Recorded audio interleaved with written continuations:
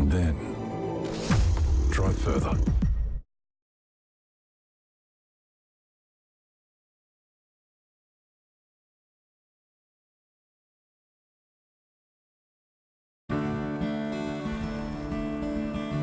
You still take my breath away with nothing but a smile. And every time I kiss you, it feels like the first time.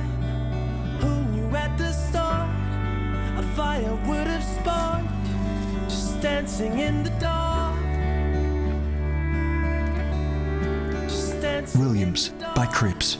Bread for taste.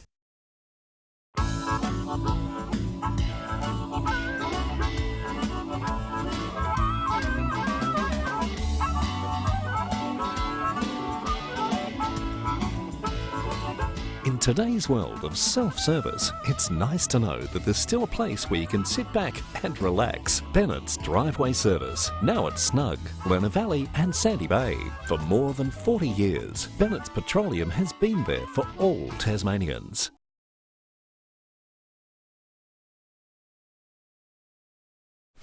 All it does is call.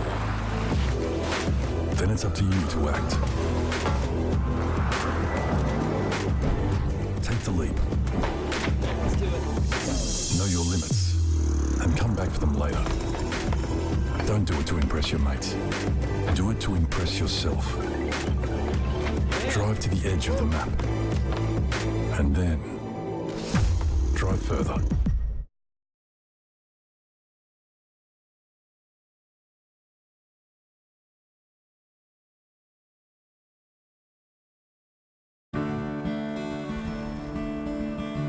You still take my breath away with nothing but a smile. And every time I kiss you, it feels like the first time. Who knew at the start a fire would have sparked? Just dancing in the dark. Just dancing Williams in the dark. by Cripps. Bread for taste.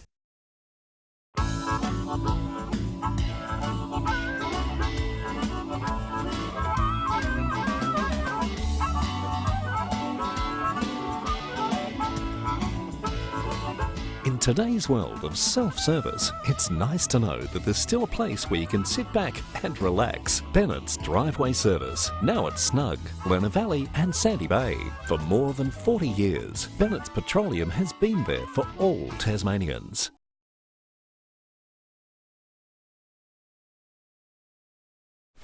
All it does is call. Then it's up to you to act. Take the leap. Let's do it. Know your limits and come back for them later. Don't do it to impress your mates. Do it to impress yourself. Drive to the edge of the map and then drive further.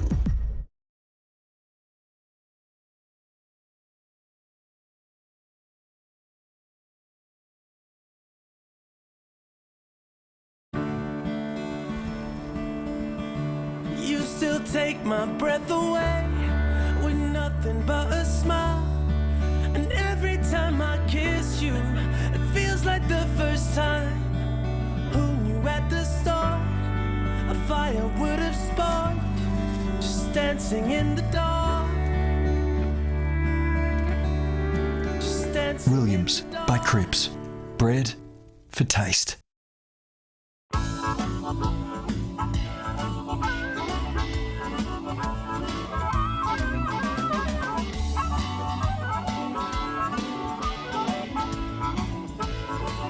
In today's world of self-service, it's nice to know that there's still a place where you can sit back and relax. Bennett's Driveway Service, now at Snug, Lerner Valley and Sandy Bay. For more than 40 years, Bennett's Petroleum has been there for all Tasmanians.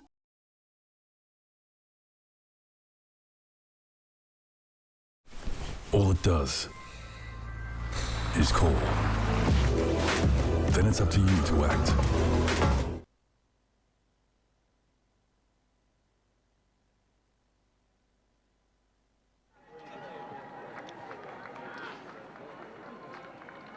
Good afternoon, ladies and gentlemen, and welcome to North Hobart Oval for the last of the STJFL Grand Finals for 2019. Last week we had the festive day with the under 13s, 14s, 15s, 16 and a half, and it all ends on today on such a beautiful, beautiful spring afternoon with the under 18s. This is the eldest group in the STJFL format. It is Andrew Silver Fox Hopwood in the main commentary tower. Looking forward to what is expected to be a very, very good game. And we can see in the middle of our screens the Launceston Blues, who have come down today, would have enjoyed their travels. Such perfect spring conditions. And these boys are up and about.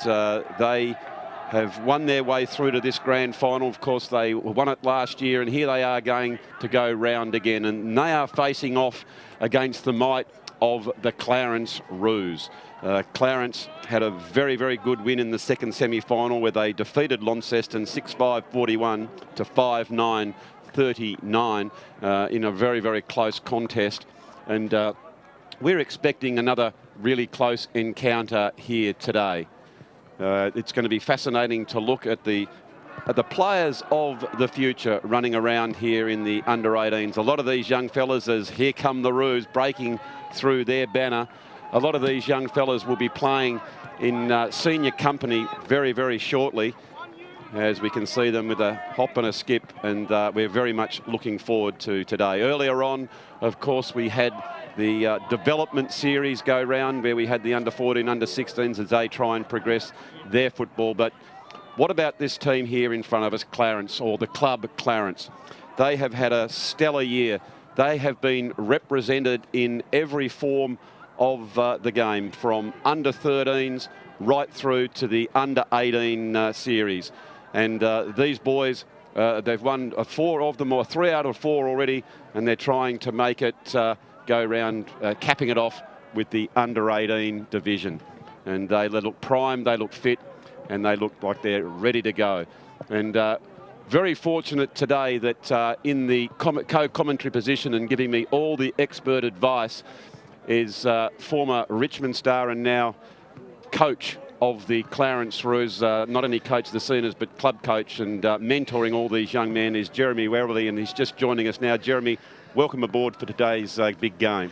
Thank you for having me. Looks like it's going to be a fantastic game. The semi-final a couple of weeks ago was extremely close. So yeah, I just looked down at that, mate, and it's a 2-point cliffhanger. And you've been down in the rooms there to see that the charges at Clarence. I just preempting, I know you've been busy this morning with the team, but you must be thrilled at the development of the club, given that you've been in every STJFL final. Yeah, fantastic. And the under 13s were probably a little bit stiff. I think they hadn't been beaten for 6 years and got rolled in the grand final. So goes to show that anything can happen on a day like today. But it is fantastic to see so many good junior teams coming through. There's a lot of talent there. It's just up to us to make sure that we develop that talent into really good senior players of TSL footy. Yes. And hopefully some of those guys can go higher. So it's fantastic.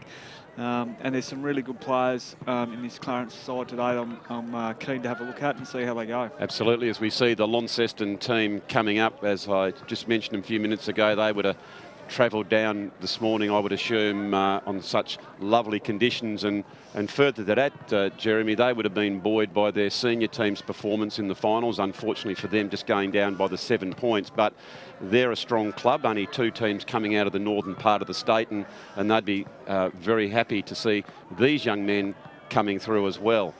Yeah, that's exactly right. And I think Launceston have done, and Mitch Thorpe have done an outstanding job this year of, they had probably a younger list at the start of the year, and we didn't really know where they were going to finish up, but they've had an outstanding year. A little bit disappointing to go down yesterday, but I think after a couple of weeks and the dust settles, I reckon they'd be really impressive with their year. Their development team struggled a little bit, but you can see here today that obviously in the grand final of the under 18, so they've got some good guys coming through. So the future of their club looks buoyant. And I'm sure that Mitch would be down here today having a look at the under-18s. One of the key things, I guess, as clubs is retention of these players. And I know from an STJFL perspective, it's been slightly problematic in the youth group. So I guess kids, once they start playing from 13s through to the 18s, there's a lot of things they can do. And so it's a matter of retaining them to go forward and playing in the best form of comp, which of course is the TSL. Yeah, that's exactly right. I think you've got to show them a clear pathway, and I suppose they've got to understand the direction of your club. But you're right, they start full-time work or they go off to university. Obviously clubs in the SFL and old scholars could potentially pay them a little bit of money. So there's another, I suppose another carrot for them to go down there. A lot of them have apprenticeships or are starting building apprenticeships. So there is a lot of things that they have to weigh up. But I think if they do a couple of years of hard work and stay in the TSL, I think that really pays dividends for them, especially for their footy after 4 or 5, 6 years. But it is a big decision they have to make. Because we are restricted with our time, aren't we? Nowadays? Mate, I say hats off if we just sort of leave the STJFL for a slight minute and the TSL perspective. The commitment that you and the other coaches and then the players put in for what you get is quite outstanding. Yeah, no, I totally agree. Yep. For these under 18s here, they train 2 nights a week at Launceston. Well, next year we'll go to 3, and they have to start pre-season in November because that's what all TSL clubs are doing. So they sort of go from, I suppose the time commitment at footy now is a little bit limited. They're only there 2 nights a week to something that goes 3 nights a week and then recovery on a Sunday. So plus the game. So it does change a fair bit for them. And that's another thing they need to weigh up as well, what they're doing in their life, what direction they're looking at going. So, holding them is the key. And you're right, the time commitment they have to invest at TSL level is pretty hard for them. And I think that's why we see kids, they may play 2 or 3 years in the development and then they stop playing footy or they go and do something else because of, the time management. If they don't quite get that carrot of senior footy, they move on pretty quickly. So as the boys have been out in the field just acclimatising themselves to the conditions, which are, ladies and gentlemen, absolutely fantastic here we're expecting a really good day for the grand final of the STJFL CRIPPS the Master Baker. It's a wonderful competition, Jeremy, it's expanding, and that moreover is because of the young ladies that are starting to play. We always brag that it is the largest competition with 3,500 kiddies, but the reality is it's tipping closer to 4. Of course, the thing, as we've alluded to, we have to watch is in the boys' comp with some of that concerns of drop-off rate within the youth competition. And I know probably in some of the bigger football zones like Brighton and Sorrel, just to name a couple, who have been struggling so with the TSL clubs, but I'd like to see AFL Tasmania, the full-time people, probably spend a little bit more in those large development areas. Yeah, I think we have to get into schools to sort of promote footy. I think Brighton, if we look at Brighton, it's the primary school out there. I think it's the 2nd biggest primary school in the state. Yet Brighton don't have a really strong junior club. They have done in previous years, but it has, I suppose, declined a little bit in recent years. So also you look at Glenorchy, they struggled with their juniors the last couple of years. So those areas do need a lot of work, but you need to get to them early. Absolutely.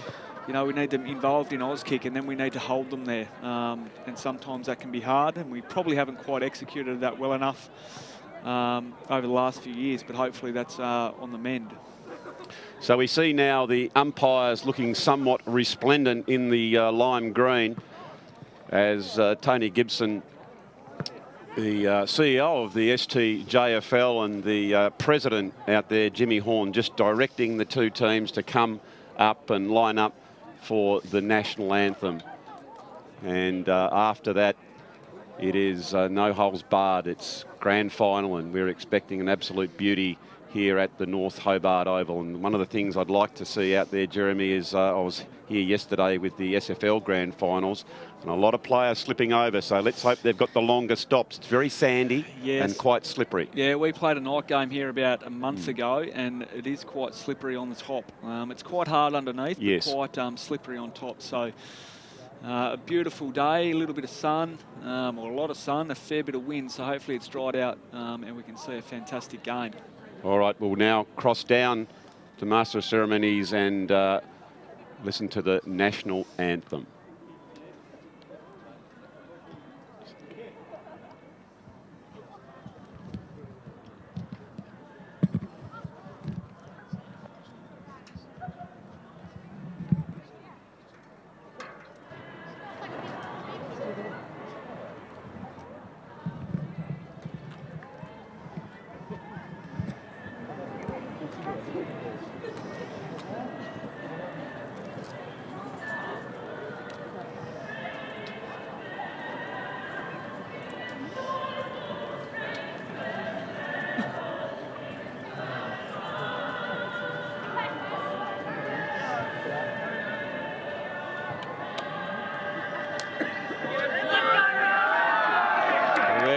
We've had the national anthem. Now the players break prior to getting underway in the grand final. Always an interesting time at the start of a big game, Jeremy. I've always said it before, you can't win a game in the first quarter, but you can certainly lose it and set the tone for the rest of the game. So it's going to be interesting to see which team can go out and sort of settle the best in the first few minutes of the game. Yeah, totally agree. Look, you just need to be on your game straight away, don't you, and do the basics extremely well. Remain really disciplined, you know, make sure you're clean below your knees, get the ball moving forward. You know, after the first 5 or 6 minutes, you know, you can settle down and then you can start getting your ball movement going. But I think for the first 5 or 6 minutes, it's just got to be really basic footy, almost a little bit like wet weather footy. Just get the ball moving forward, lock it in your end, and then go from there, allow the game to settle down and then get your game up and going from that. Talking about locking it in the ends, I know it's all things STJFL, but I couldn't help but feel sorry for the dear old Brisbane Lions last night. They locked it and locked it and locked it and continually attacked, but they just couldn't get that scoreboard pressure, could they? Yeah, well, it's the number one thing in footy, isn't it? You've got to put it through the big sticks. And you often see that you know, teams will lock it in there for long periods of time and then it'll go down the other end for a score. So, look, they've been disappointing, but they're a little bit like Launceston, I reckon. Brisbane, they'll look back after the dust settles and they'll be pretty proud of what they've achieved this year, and they're only going to get better as well with the young list. Absolutely. So the teams are just going out into their formations with the groups of 6, of course, 1 down deep in the full forward area. As we just have a bit of a look at the matchups, it's going to be very, very interesting to see who will win this game. It's been pretty even along the journey. In round 5, Launceston 10-8-68 defeated Clarence 8-8-56. And Launceston again with a very dominant performance in round 3, but that's when in round 19 it was wonderful that Clarence had that 41-28 victory. And then of course in the second semi-final they got their noses just over the line. Umpires just making sure it's all right as they hold the ball aloft, and it is the STJFL Cripps the Master Baker Under-18 Grand Final for 2019. Up it goes in the sandpit area. Giving that ball out was Artis, getting them moving forward, but Clarence standing firm. Very good to see how the defence will hold up. They've got numbers back. Good tackle in the clutches. Launceston, Artis yet again strives forward. High. Backing back is Clarence. Oh, front and centre, well played there by Launceston. It's close to the line. And I think that one's gone through. Dear, dear, they got the numbers there, Jeremy. And as a small forward, front and centres, that's exactly what you'd like to see. Yes, that was fantastic effort. I see Launceston have just surged the ball forward there a couple of times. Clarence missed a couple of tackles. We talked about the fundamentals of the game for the first 5 minutes. Clarence probably... you know, probably a little bit disappointed with their start. They just missed a couple of ground balls. You see we get a missed tackle there from Darcy Gardner. We get the ball moving forward. And then a fantastic goal. You know, they got the numbers around the ball. Clarence couldn't quite kill it there on the line. They socketed it through. So that's a fantastic start for them. The other thing there, and again going to that last finals of yesterday, was the numbers getting back to help out, and unfortunately there was one Clarence versus three Launceston, so it's the preparedness to be able to run hard as Launceston take possession on the half-back flank. Already having an influence on the game is that midfielder Samuel Artest with the blonde hair, and it'll be interesting to see if Coach Holmes might do a run with Roll there, Jeremy, because he's got about 3 or 4 possessions already. He has, and he's a bigger body player. Yes. It looks like he's going to Darcy Gardner there, who's probably been Clarence's most consistent and best player this season. He's obviously a state under-16 player, so he has got away from Darcy a couple of times there, if that is a head-to-head matchup. But look for those two to find plenty of possession today. Again, very tight in and under, each team not giving to give a quarter. And Clarence with that good tackle as the umpire throws it aloft. Right in front of the commentary area. Clarence, nice work there. That was by Tyrone Bailey, being pinned on this occasion. And it's Launceston now to take possession of the ball. They're clearly, that's right on the half-back flank. No, different player. Now the confusion's settled. It's on the offensive side of the ground here. This is the scoring side. If you want to win the game at North Hobart Oval, this is the place to go to. That's Wilkinson, who made that very effective tackle to culminate in the goal. Down front and centres. Robinson couldn't quite get it, but he was in the right position. Lovely fist there to spoil. Clarence are at the bottom of the pack, off the knees, and it's out of bounds. So it just started settling down, a little bit of pointing, but a very bright start with 3 minutes gone to Launceston with that front and centre. But Clarence now just settling down, Jeremy. Yes, they've been better the last couple of minutes. They've been able to slow the game down a little bit. Launceston would have taken a little bit of momentum from that first goal, as we see Clarence get an easy clearance here through Darcy and Tyrone Bailey. Yeah, Bailey did a nice job. They get it forward, back to the 2-on-1, looking for Young. Couldn't get it, but now that's a lovely handball. Dispossessed on that particular occasion as Smith got the ball. You can see the desperation from the Blues trying to rush over there. They're running, and that's the other thing I really like to see, that preparedness, Jeremy, to get over and help your teammate. Every time, that urgency around the ball when the ball is in your area.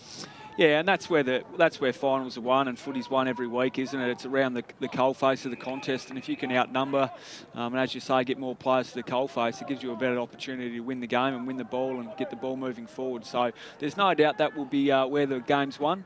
Clarence have had it locked in their end here for a couple of minutes, or at least... Yeah, maybe a couple of minutes now, so they need to make sure that they hit the scoreboard just to get some momentum going their way and get some value for effort. Yeah, good play across half back there by Robinson for the Blues as he just steadies the ship going through the defensive side, and another boundary throw in will ensue. Good knockout there by the big fella. That was Boyd. Comes back inside. Launceston pick it up. Handballs to no one in particular as Harry Fisher just chips in. He tries to get the moving ball further afield to Murrell. He can't quite get the Dukes on it. And again, that is definitely more the defensive side of the ground than just sort of bottling that one up. But certainly good signs for Clarence now as that ball is inside their 50.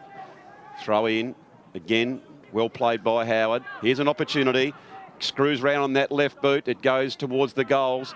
A little bit wide and out of bounds, but a lot more promising move there by Clarence, Jeremy. Yes, it's extremely congested at the moment. Like that boundary line throw in there was, probably 10 sets of players around the ball. So whoever can win the contested possession here is probably going to win this game. By the looks of it, it's going to be a lot of numbers around the ball at this early stage. Yeah, well, there was Fisher who took a very nice mark, but unfortunately it was slightly errant in his kicking style.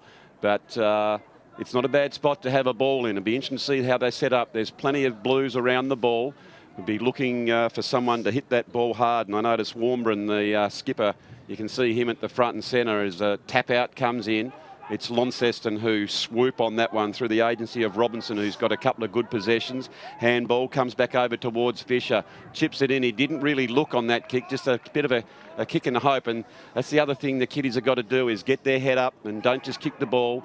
See if you can find someone in a better position as that ball goes out wide. Good spoil by the Roos now. front and centres, looking to beat it out. They've got numbers trying to barge their way through. That was Burgess. Here's another one, a good smother, those 1%ers you love to see. I think that one was taken a little bit too high. And that was Jackie Silver trying to do the right thing as a forward to keep the ball in there, Jez. But as you can see, it was too high. And what's happened here, I think someone's given a bit of advice to the umpire and a 50-metre.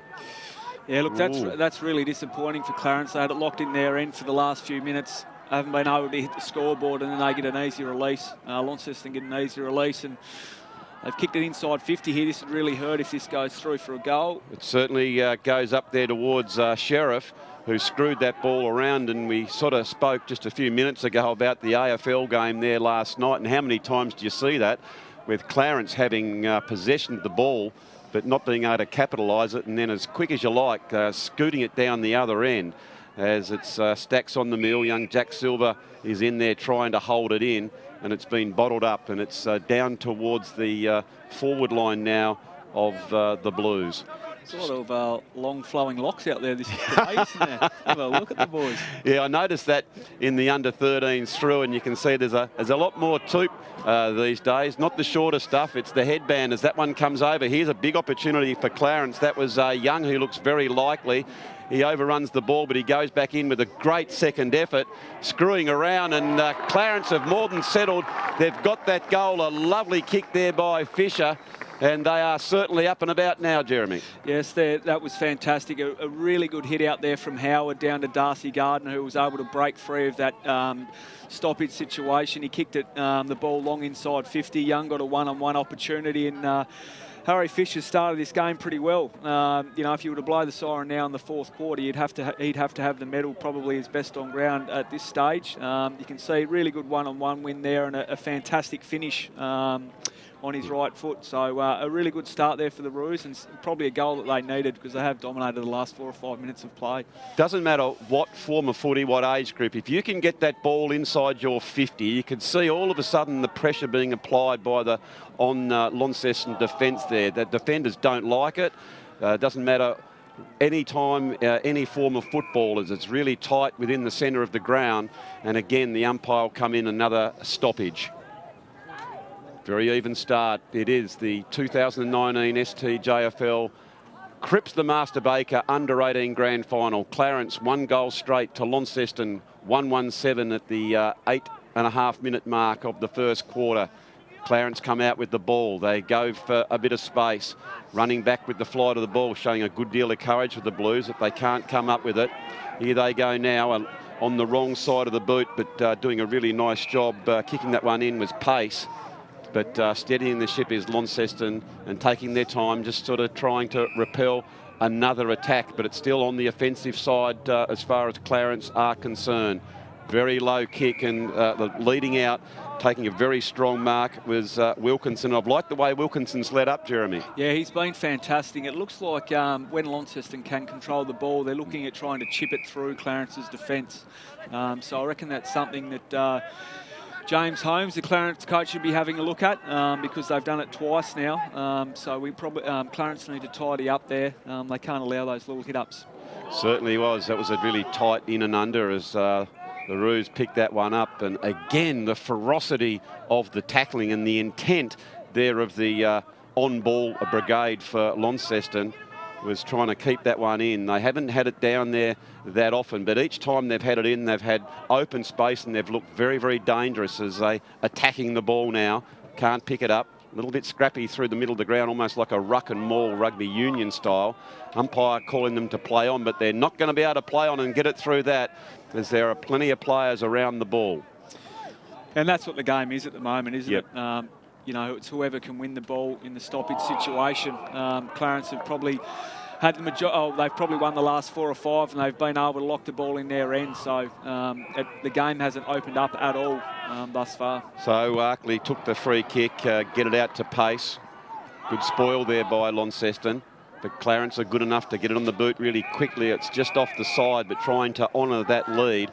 And there'll be another boundary throw in. Nearly 11 minutes gone. Very even affair at this stage. I wouldn't like to predict, as we can see, there's good intent and tackling by Launceston. They look quite likely when they are up forward. Moreover, with Clarence, it was through weight of numbers and surging to get that ball inside their 50. Another very hard tackle being applied, and the umpires will throw that ball aloft. Beautiful conditions here at North Hobart Oval. I'll be interested in your thoughts, Jeremy. I know you play at Boot Park, but it's a fantastic ground to play here, isn't it? And also to watch footy. Yeah, I think it's the best place definitely to watch footy. And I know all the players in the TSL love playing here. And it just has a different atmosphere to any other ground.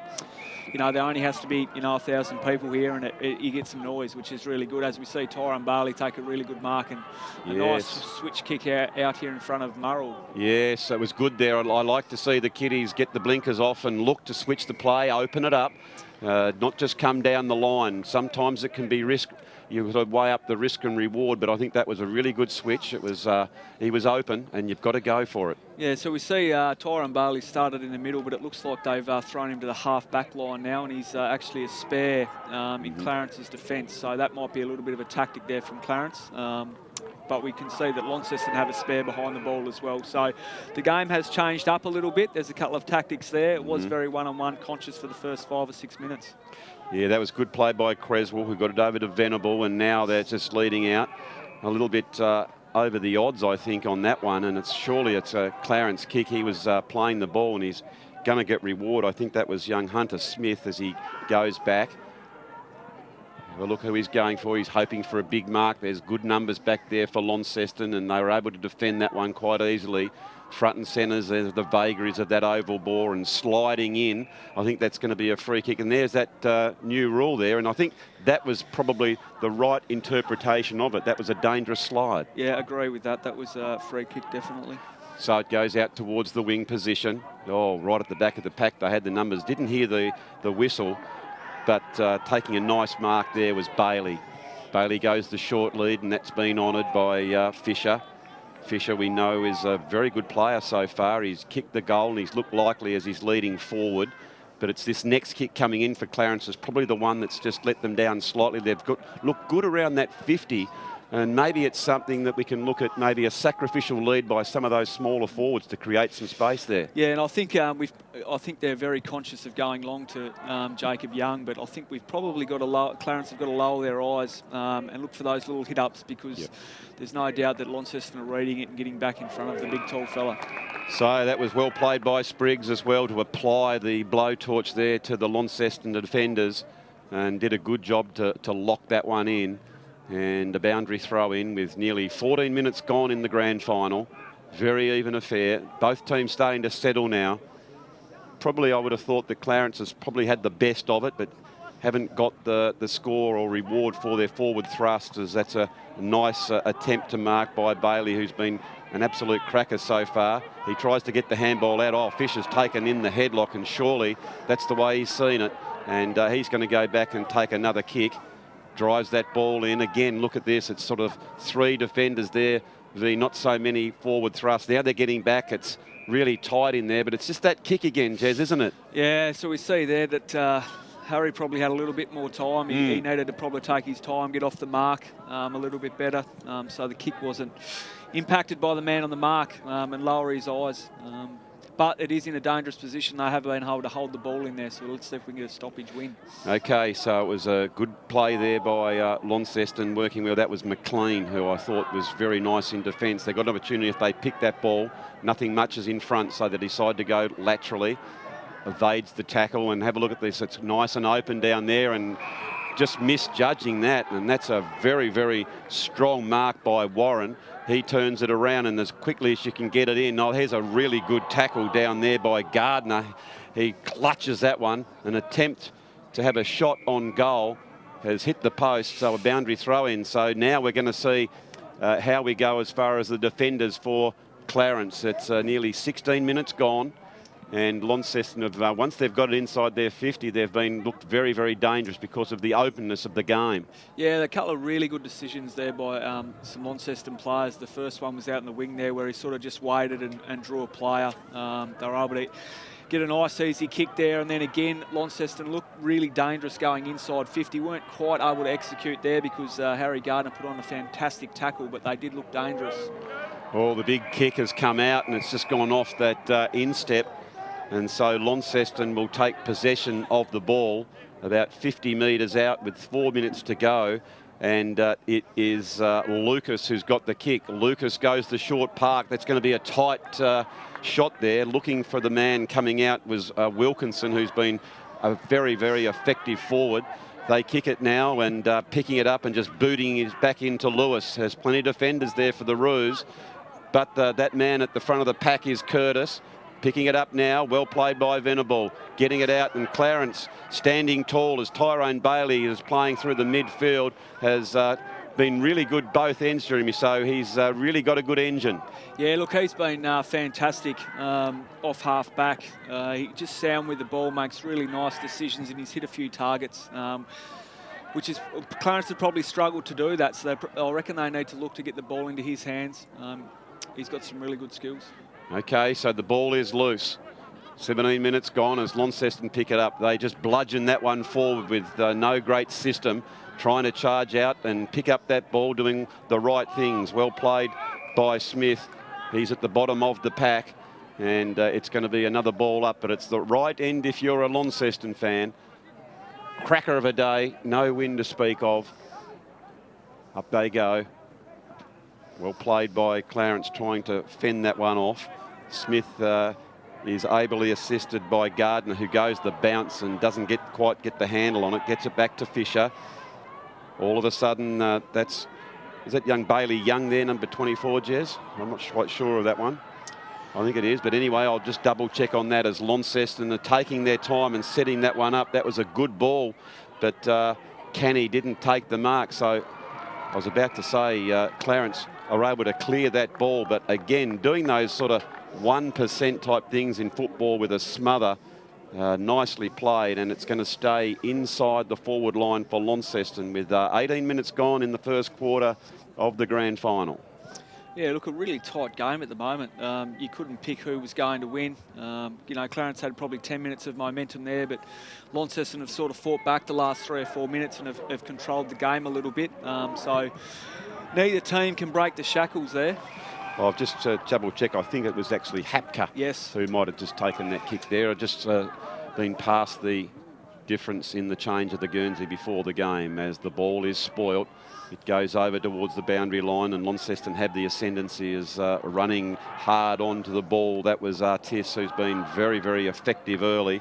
Well grabbed by Venables, trying to do the dour defending type thing and take it toward the boundary line. Have a look at that. The numbers there from Clarence. There was 3 and 4, and they just tackled the Launceston player to the ground, and he didn't like the way it was, and so it's going to be a free kick, and I like to see that free kick. One of the things in junior footy, I see it a little bit when I've watched a lot of it, when kiddies get tackled, they want to come up and push and shove. It's part of the game, and if you don't like that, I think you need to find another game. But that was excellent reward for a good tackle by Tyrone Bailey, and Bailey has been very, very effective for the Roos in the early stages of the grand final. Another big blow comes out by Hapka, over and above the ball. Gardner's at the bottom of the pack, and he gets another handball out. They're starting to move it with a bit of intent as Clarence, as Silver comes in. He evades one, then the other. He goes a give and go. He's just racking up the possessions. He turns onto his trusty left boot, decides to come back through the middle of the ground, but Launceston there, it's at the bottom of the pack now. They get it out. Here is Silver again. He's running very hard, showing a great thirst to get hold of the ball. I love to see a big fella just striding out, and that was Trent Spriggs, but it comes here. His danger signs for they can take a mark with only a second or two left in this quarter. As I was just watching the clock, and Liam Canny will have a shot and a big chance to just surge Launceston ahead for their second goal here, Jeremy. Yeah, that was a fantastic mark for a smaller player. Venable sort of searched for the body, and he was able to duck around and take a really good contested mark. And he looks like he has finished with a really good goal. Yes, that's what you want to see. If a small forward takes a mark in front of the pack and go back and slot it. So here at quarter time in the grand final, we see on the Mood Food replay, it is Launceston 2-2-14 to Clarence, 1 goal straight 6 for the boys that are in front have travelled down from the north.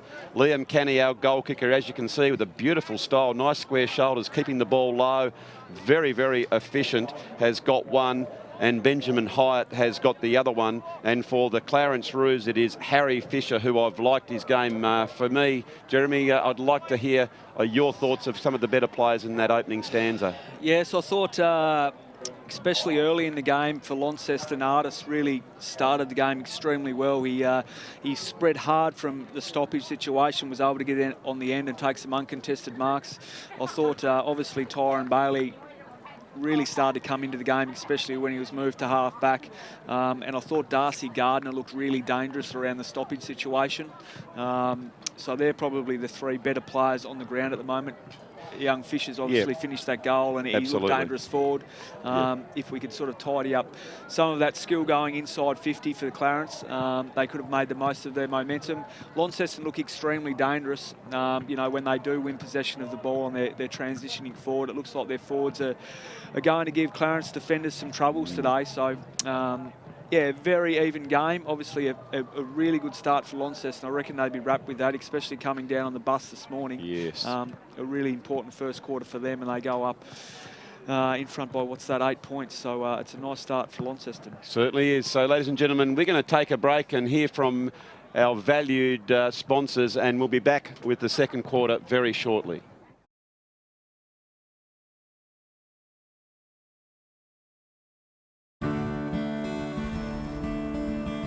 You still take my breath away with nothing but a smile. And every time I kiss you, it feels like the first time. Who knew at the start a fire would have sparked? Just dancing in the dark. Just dancing Williams in the by dark. CRIPPS. Bread for taste.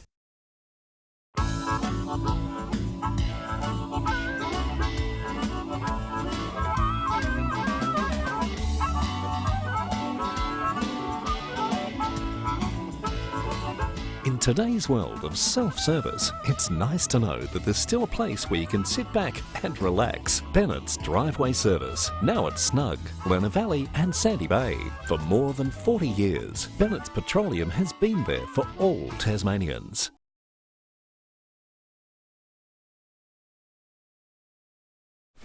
All it does is call. Then it's up to you to act. Take the leap. Know your limits and come back for them later. Don't do it to impress your mates. Do it to impress yourself. Drive to the edge of the map and then drive further.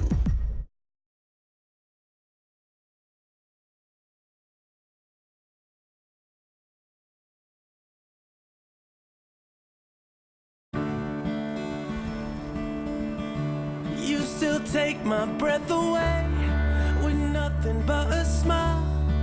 And every time I kiss you, it feels like the first time. Who knew at the start a fire would have sparked? Just dancing in the dark.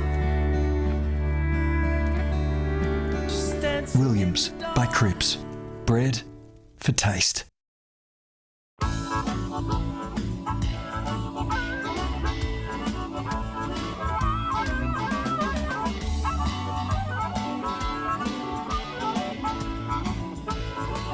In today's world of self-service, it's nice to know that there's still a place where you can sit back and relax. Bennett's Driveway Service, now at Snug, Lerner Valley and Sandy Bay. For more than 40 years, Bennett's Petroleum has been...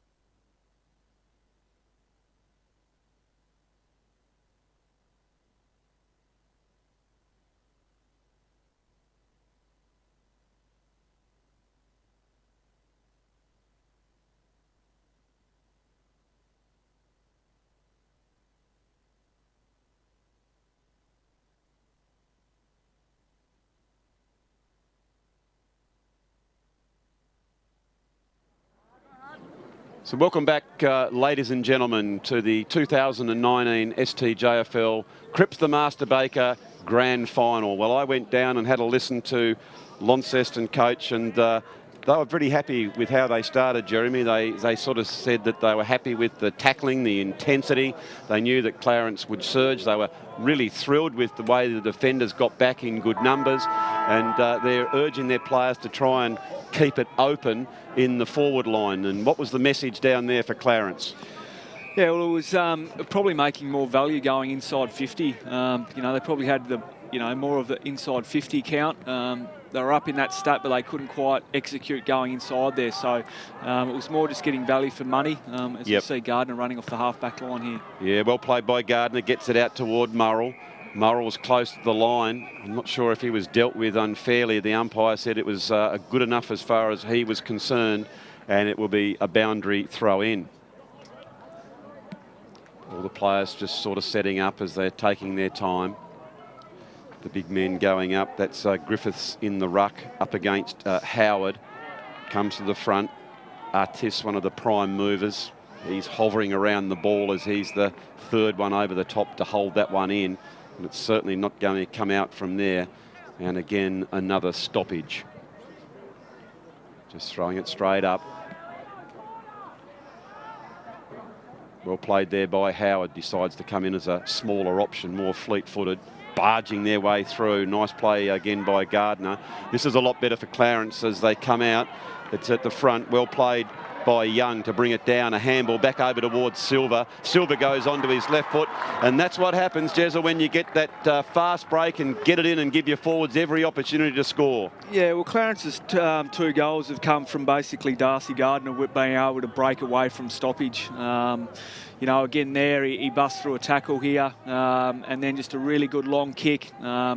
Jacob Young got a one-on-one here, brought the ball to the front. Fantastic crumb there from Hapker, and just really smart decision there from Fisher to not just blaze away and get that ball smothered, took on tackle, freed up his hands, and young Jack Silver started this game pretty well. He's looked lively, doesn't he? Yeah, he does. Yeah, he looks very lively. Yeah, he's played well. So there has to be a lot of movement from the players like Silvers, and he's done a very nice job. As we just check the JMC Motor Car Company scoreboard, it's Clarence who are 2 goals, 2-2-14 Launceston, but they're going forward again, Clarence. They want to be careful here, Launceston, as a Young gets the handball out. Good tackle, well played by Artis. That was crucial as Clarence were prepared to have another shot on goal, and he can just try and steady the ship here, Jess. Geez, he started the game extremely well, Artis, and that's a nice clearing kick as well. But he's been probably Launceston's best. He started extremely well, and that was a goal-saving tackle. Have a look at the speed here as Gardner picks that one up. He streams toward the goals, but it's just offline. But he hit that ball with a great amount of pace. It looked very, very dangerous as he went forward to Launceston survive. And it is Clarence now 2-1-13, Launceston 2-2-14. Taking the kick, getting that additional 10 metres as going up. Saying the big fist there was Smith. Maybe could have taken the mark, but that's where you need your other teammates, Jez, to be talking and saying, you're clear, son, get your big dukes on it and go back and put it back in there. Yes, well, it looks like Clarence have swung of change there. Baker Smith started forward, and it looks like he's now moved into defence and swapped over with Ryan Hapker. So there's a change for the Clarence team. That might be one to try and get some more value, get moving forward. Throw in. It is Howard who... somewhat spindly, he's got good vertical leap. Good tackle down there by Foley. He wasn't going to get out of that. Desperation stakes, because if Clarence could have got their hands through, they had numbers free to go with another forward thrust, but they couldn't do so. So well played there by the Blues as Griffiths goes up. It's close, and I think the Clarence boy there was pinned for a throw. A nice tackle by the big man, and he's going to get the reward. Got a heavy jumper number, 91. Yeah, I was going to say, who's your favourite 91 who's played in the AFL? I wouldn't have a clue. There's a couple of big numbers there. Yeah, so it's a 97 as well. Yeah, but here it is, the Blues. They've got an errant kick goes off the side of the boot. Chasing hard is Boyd, and it's gone over the line, and that'll be a few minutes before that one comes back, because it's gone down that laneway there, and with only 20 minutes callers, it's going to indent on the amount of playing time. Yeah, Clarence were a little bit lucky there. Launceston had a couple of players goal side of the Clarence defenders. The ball should have probably been fed over the top by a hand, and they could have almost run into an open goal. I agree. Very, very lucky. And lucky the kick didn't go central and it went out of bounds. So there were two people leading up, weren't there? And there was space behind. There was. So Clarence a little bit lucky there. A missed opportunity for Launceston. Okay. Thrown back in. Tapped to the front by Launceston. Right at the bottom of the pack, trying to force their way out. They can't do so. So the umpire will throw it in, and as has been the case right through the duration of this game, there are a lot of numbers around the ball at every single stoppage as it goes up.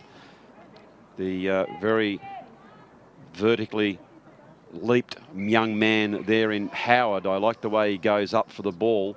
He hasn't got the size and the stature around him, but by gee, he's got a very, very good leap, and you'll see him go up again. Launceston win it on this occasion, just throwing it on the boot, going back through the centre of the ground. Good tackle by Launceston. A quick whistle on that particular occasion. I think it's been played advantage, and let's see if they can take advantage off as it comes back over to Hyatt, who we know can score a goal.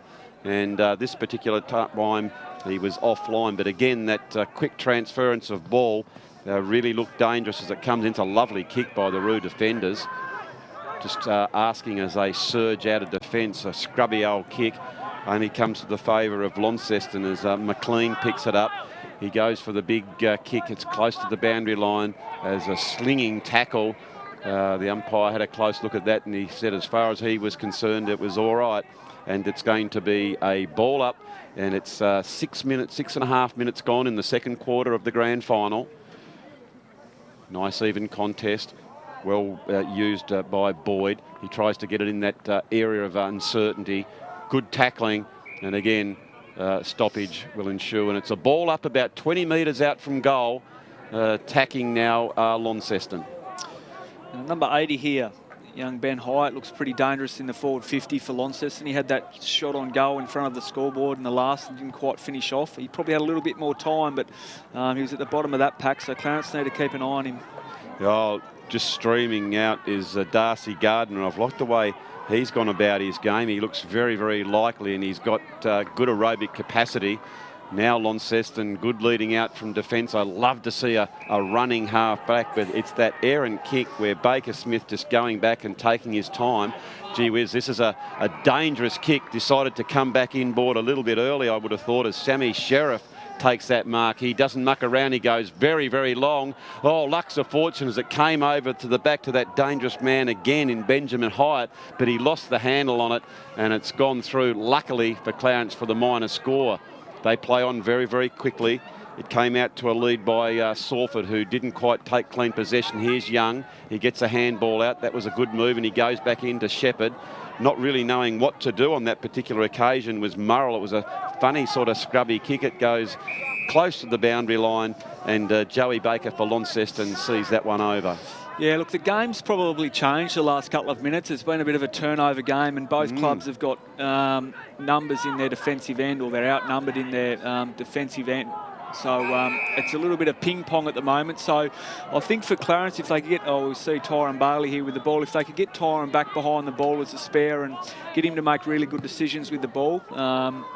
A couple of times both clubs have panicked and just bailed out down the line, or panicked under pressure and turned the ball back over. So they need to switch the play and look lateral instead of just going straight towards goal. Yeah, I think that would be, for me, the message was try and hold onto the ball a little bit longer and give it off to one of your teammates instead of just kicking it.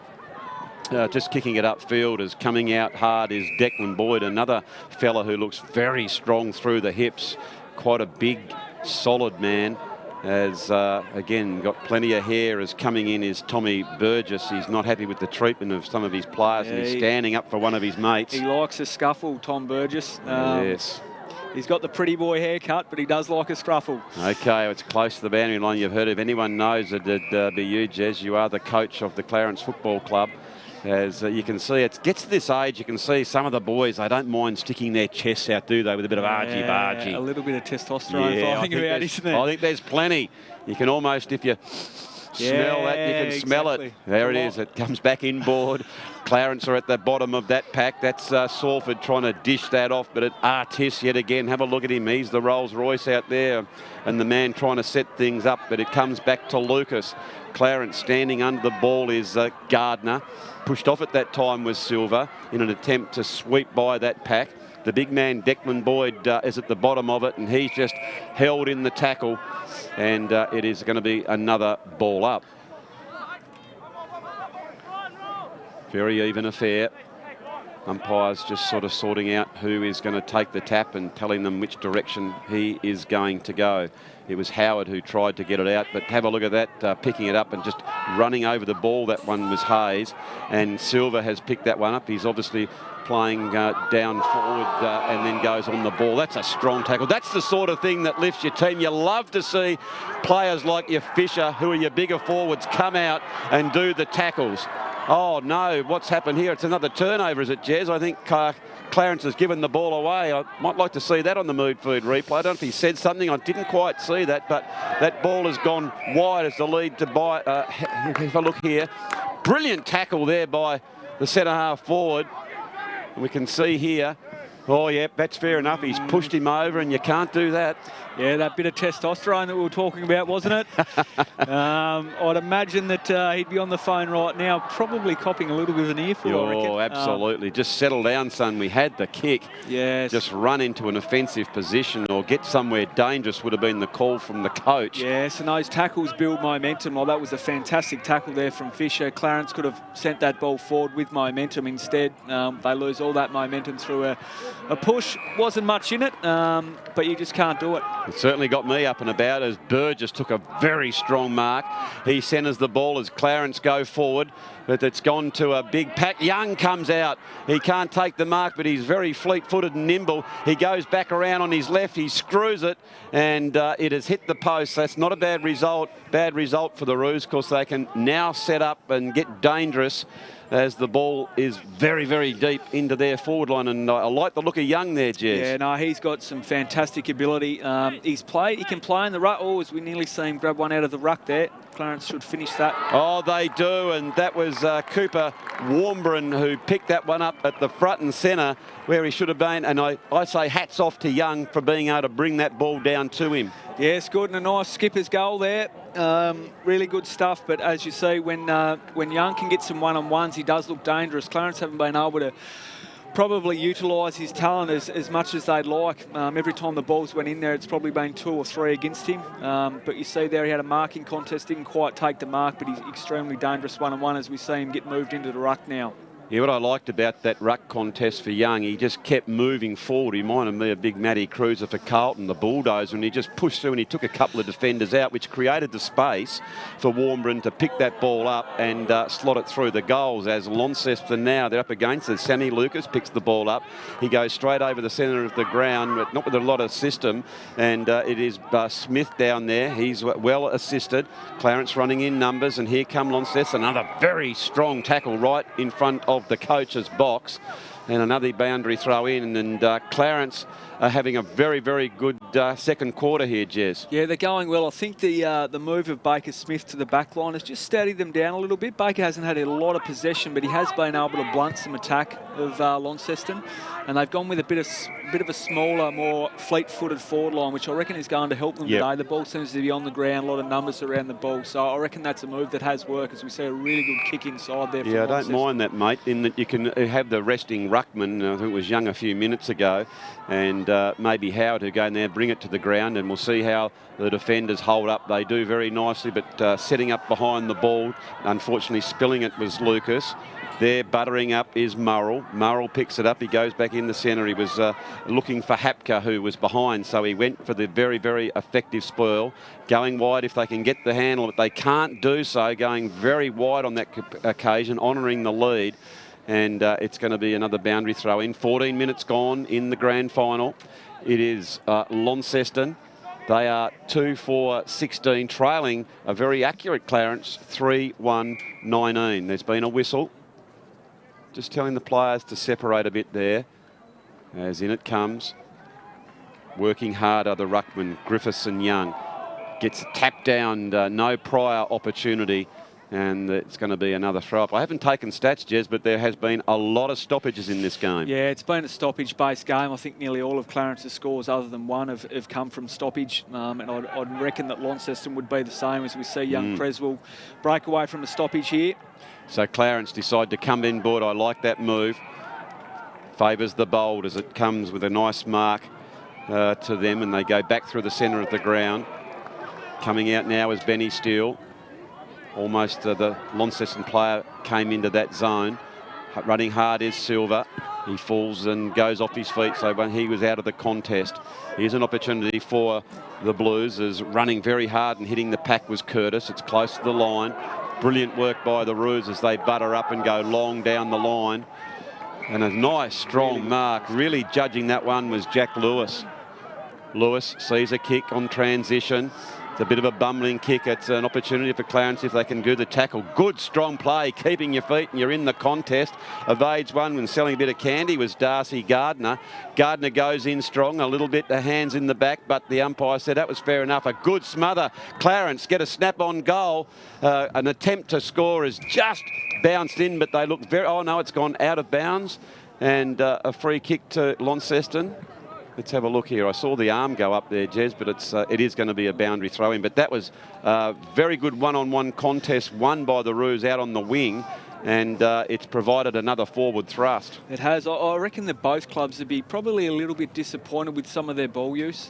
Launceston had a clear switch and they were out there and they just didn't quite nail the target. And then on the flip side, when Clarence won the ball back, they should have used their hands an extra time, and they didn't, and just bombed the ball forward. So I think both clubs would be going in at half-time at the break, just sort of trying to let their players relax. Yep. You know, take the game on with your skills, but just take some time and make sure you hit that target, as we see another missed target there from Launceston coming out of D50. Yeah, there was a really good, strong mark by Denzel McLean, but he undid his very, very nice work by an errant kick, and so there's just a tight little bit of confusion on what happened with the ball. But the controlling umpire said, I saw that one, it went straight out, so it's got to be a free kick here going to Clarence. And as you can see there, inside the 50, tight angle, very gettable though. Yeah, he's gettable. Murrell's a good finisher. Murrell kicks that ball, it's going close to the line and just touched. The goal umpire was right on the spot, and good defensive work there by Launceston to get some height back. Yeah, really good spoil there from Sam Lucas right in the line. That was a great effort and saved his team a goal. Okay, so Launceston coming onto the attacking side. Dole goes one way in the other. McLean yet again comes down to Clarence. Pushing the ball in front was Harry Gardner. In and under now, handball out, intercepted by McLean. McLean, though it's Clarence getting that ball forward, it goes over the back. Running hard towards the ball is Fisher, trying to keep that one in, and it's another boundary throw in with 2 minutes left in this second quarter. Very promising quarter by Clarence. They've looked the more dangerous team, certainly, going into attack. At the front was Boyd. He gets it down. They're fighting very hard to stay in this game here. Launceston, you can see with their head over the ball, Samuel Foley, he's been good. It came out and he was good enough to go back in and get a tackle. And another ball up and another stoppage favouring Clarence. Really important last 2 minutes here. Clarence obviously want to lock the ball in and score, but they need to set up well behind the ball so the ball doesn't rebound out into some space for Launceston. Launceston want to hold on here for the last 2 minutes and only take a 4-point deficit into the half-time. Well, they've worked hard. That's a really good tackle, wasn't it? That was Creswell who was tackled, and Launceston now get the kick, and they've got an opportunity to bring it into what is a very open forward line. They can't take a mark. Good defensive work by Clarence. It was Young. He decides to come back in the centre dangerously, but Tyrone Bailey honours that kick with a very good mark below his knees. He goes out wide. Man's nice and loose. Bit of sun in the eye, but it's good enough to affect that. Just taking the time, and Launceston have got numbers back, but here they go. Long kick in. Oh, getting to the front of the pack was well played by Howard amongst plenty of defenders. I love the way He got himself to the front of the pack then, Jez. Yeah, he was the only one that wanted the ball in that he? pack. Yeah, Launceston had that ball surrounded, but he really wanted that, and that's a good win there, or a good 50-50 win for Clarence. Locked the ball in their forward half. Gillow gets that ball out, and Will Robinson is there. So with only 30 seconds left, they need a mark here, and they've got it. As the big man Griffith turns around, he gets it inside the 50. They'd be hoping to clunk one, which they did in the first quarter. And the man in front claimed it, but Clarence dangerously from behind have taken that mark. And as Creswell takes it, he's trying to set something up for the Roos. Oh, that's not a greatest kick. And so Launceston, and again, if they can take clean possession with only a second left, they can't. It's gone close towards the boundary line. And that's all she wrote in the second quarter of the grand final. It is Clarence have a 4-point lead. They are 3-2-20 to Launceston 2-4-16. For the visitors, it is Launceston through Canny and Hyatt. And for Clarence, it is Silver, Fisher and Warmbrun with the goals, Jez. Yeah, look, I suppose a real tight struggle for both clubs here. There's not much in the game. I think both clubs would be really disappointed with probably their overall ball use. Clarence seemed to be able to win, probably getting the better of the stoppage battle and getting the ball forward. However, on transition, Launceston look a lot more dangerous, especially going inside 50. So I think for Launceston, their message was that if we can get our hands out on the ball more around the stoppage and get that ball moving forward, they'd be confident at where the game's at. I think for Clarence, they'd be trying to get more value for their entries and also when they win possession. So I think Clarence probably need to use the handball more, look lateral, take their time with the footy. If they can get it into Tyron Bailey's hands or Darcy Gardner's hands, I think that'd be a real value for them. And for Launceston, I think they'd be going to their on-ball brigade and just saying, come on, boys, if we can tidy up that stoppage count and even it out, get the ball moving forward. They look really dangerous. We saw the young fleet-footed, red boots, number 80, Hyatt, look really dangerous up forward for Launceston. So a really intriguing battle and not much in the game, that's for sure. There certainly is. And so, ladies and gentlemen, we hope you're enjoying the coverage brought to you by Duff TV and all their very dear friends and Cripps the Master Baker, JMC Motor Car Company and Bennett's Petroleum and Mood Food. So it's half-time here in the big game. Just reiterating again, it is Clarence 3-2-20, leading Launceston 2-4-16. We're going to take a break for half-time and back with the second half very, very shortly.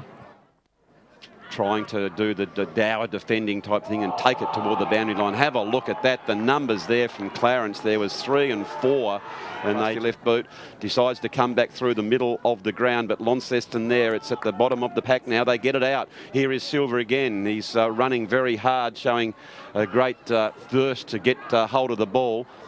I love to see a big fella just striding out, and that was Trent Spriggs, but it comes here. His danger signs for they can take a mark with only a second or two left in this quarter. As I was just watching the clock, and Liam Canny will have a shot and a big chance to stoppage. Just throwing it straight up. Well played there by Howard. Decides to come in as a smaller option, more fleet-footed. Barging their way through. Nice play again by Gardner. This is a lot better for Clarence as they come out. It's at the front. Well played by Young to bring it down. A handball back over towards Silver. Silver goes onto his left foot. And that's what happens, Jezza, when you get that fast break and get it in and give your forwards every opportunity to score. Going back and taking his time. Gee whiz, this is a dangerous kick. Decided to come back inboard a little bit early, I would have thought, as Sammy Sheriff takes that mark. He doesn't muck around. He goes very, very long. Oh, luck's a fortune as it came over to the back. That one was Hayes, and Silver has picked that one up. He's obviously playing down forward and then goes on the ball. That's a strong tackle. That's the sort of thing that lifts your team. You love to see players like your Fisher, who are your bigger forwards, come out and do the tackles.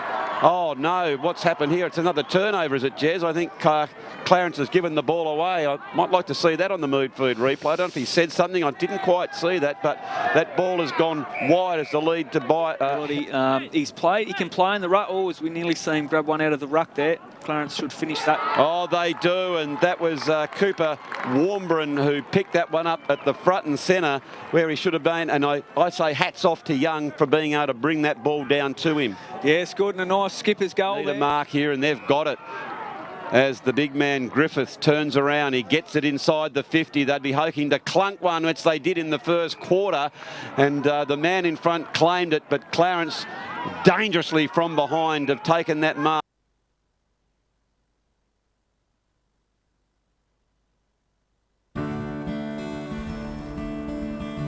You still take my breath away with nothing but a smile. And every time I kiss you, it feels like the first time. Who knew at the start a fire would have sparked? Just dancing in the dark. Just dancing Williams in the by dark. Cripps. Bread for taste.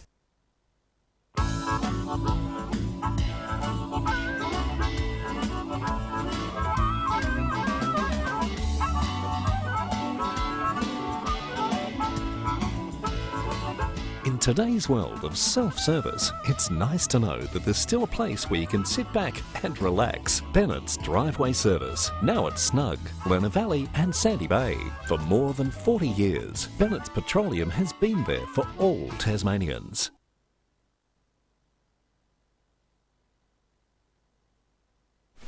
All it does is call. Then it's up to you to act. Take the leap. Know your limits and come back for them later.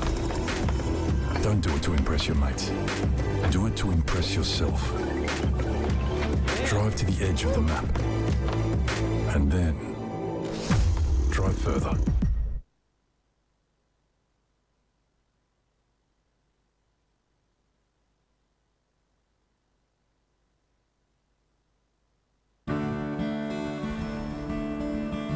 You still take my breath away with nothing but a smile. And every time I kiss you, it feels like the first time. Who knew at the start a fire would have sparked? Just dancing in the dark. Just dancing Williams in the by dark. Cripps. Bread for taste.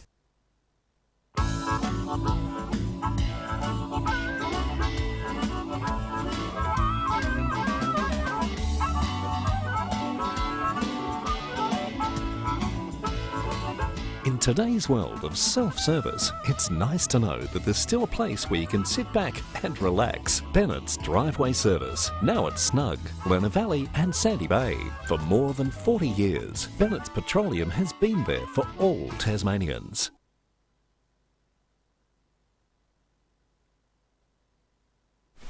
All it does is call. Then it's up to you to act.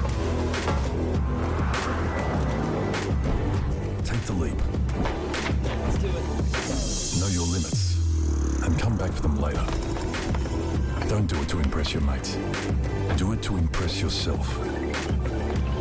Drive to the edge of the map and then drive further.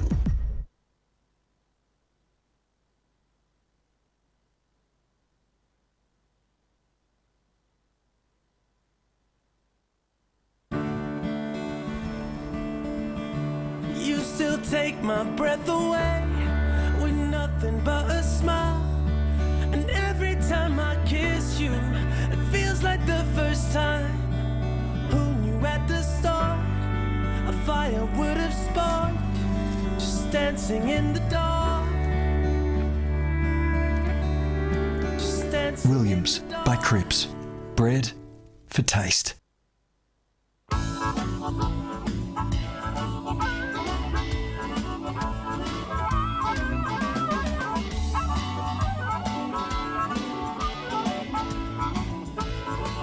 In today's world of self-service, it's nice to know that there's still a place where you can sit back and relax. Bennett's Driveway Service, now at Snug, Lerner Valley and Sandy Bay. For more than 40 years, Bennett's Petroleum has been there for all Tasmanians.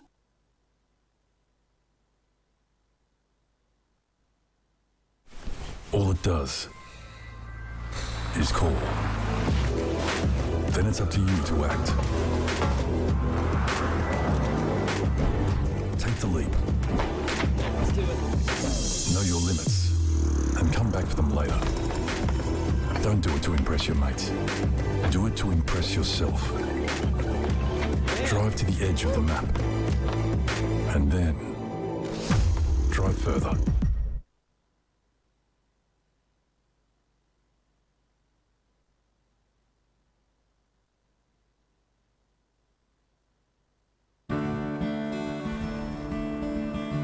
You still take my breath away with nothing but a smile. And every time I kiss you, it feels like the first time. Who knew at the start a fire would have sparked? Just dancing in the dark. Just dancing Williams in the dark. by CRIPPS. Bread for taste.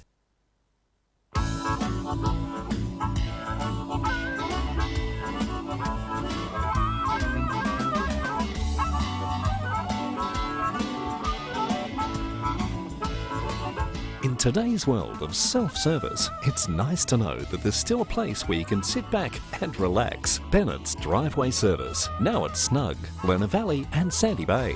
For more than 40 years, Bennett's Petroleum has been there for all Tasmanians.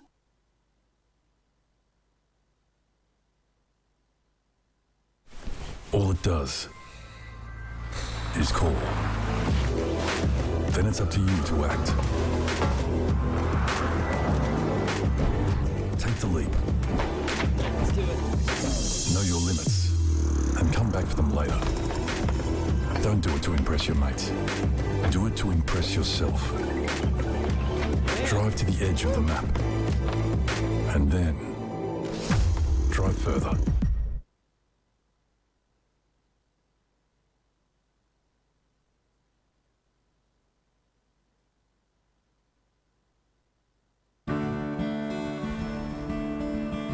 You still take my breath away with nothing but a smile. And every time I kiss you, it feels like the first time. Who knew at the start a fire would have sparked? Just dancing in the dark. Just dancing Williams in the dark. by CRIPPS. Bread for taste.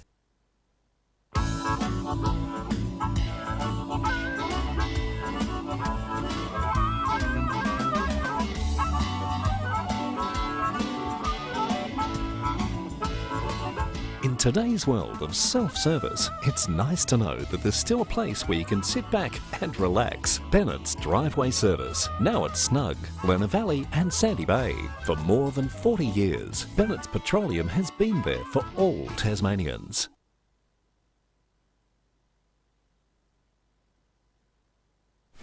All it does is call. Then it's up to you to act. Take the leap. Let's do it. Know your limits and come back for them later. Don't do it to impress your mates. Do it to impress yourself. Drive to the edge of the map and then drive further.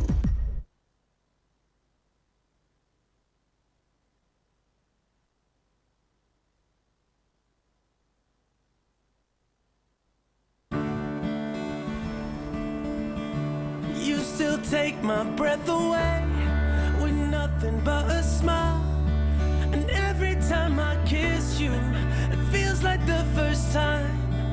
Who knew at the start a fire would have sparked? Just dancing in the dark. Just dancing Williams in the dark. by CRIPPS. Bread for taste.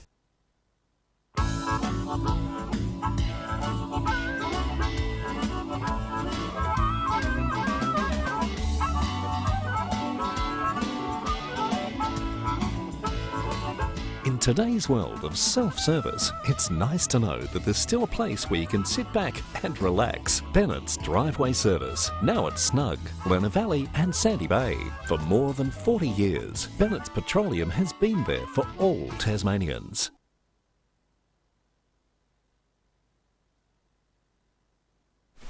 All it does is call. Then it's up to you to act. Take the leap. Know your limits and come back for them later. Don't do it to impress your mates. Do it to impress yourself. Drive to the edge of the map and then drive further.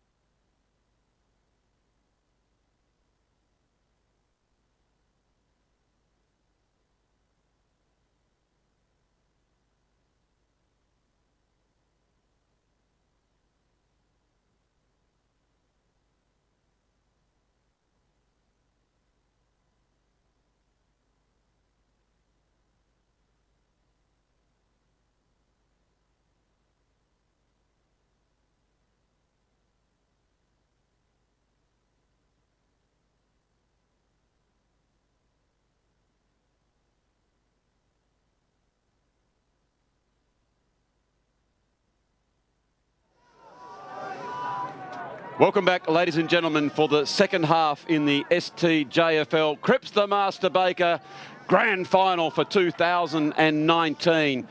It's Clarence 3-2-20, Launceston 2-4-16. It'll be fascinating to see how this unfolds in the second half as Clarence, Jack in the box, Noah Howard gets up to knock that ball down, but Launceston get first meaningful possession as it goes towards their forward line. And Clarence stem the tide, through a good mark by Steele. Steele goes further afield. Launceston seem to have the numbers at the bottom of the fall of the ball. They just screw that one back, coming out to try and get it. Oh, that's a really good mark. Looking for Artiz, the big, strong man, and standing underneath it. That showed a lot of courage there, Jez. Yeah, that was a great mark by Tyrone Bailey. He had to go back with the flight. Just, I reckon Clarence missed an opportunity there. Like, still needed to look lateral and switch the ball. Instead, went down the line and kicked it to a 1v4. So we see Tom Burgess here kicks the ball inside 50, and that's a floater, but it's worked. He was just kicking it to the pack, and it swung from right to left like an outswinger at Lord's, and there, like a good small forward should be. I think, is that Silver? Yeah, it's Warmbrum, the skipper. Warmbrum, the skipper. Yeah. So they're very similar, and I just quickly had a glance. I can see the number 7 just above that long hair. And Warmbrum, who has got a goal similar to Silver, will go back and let's have a look at his set shot. Yeah, I wouldn't say it's Coop's greatest strength, but he is a noted goal kicker. So let's hope this one goes through the middle for the Roos' sake.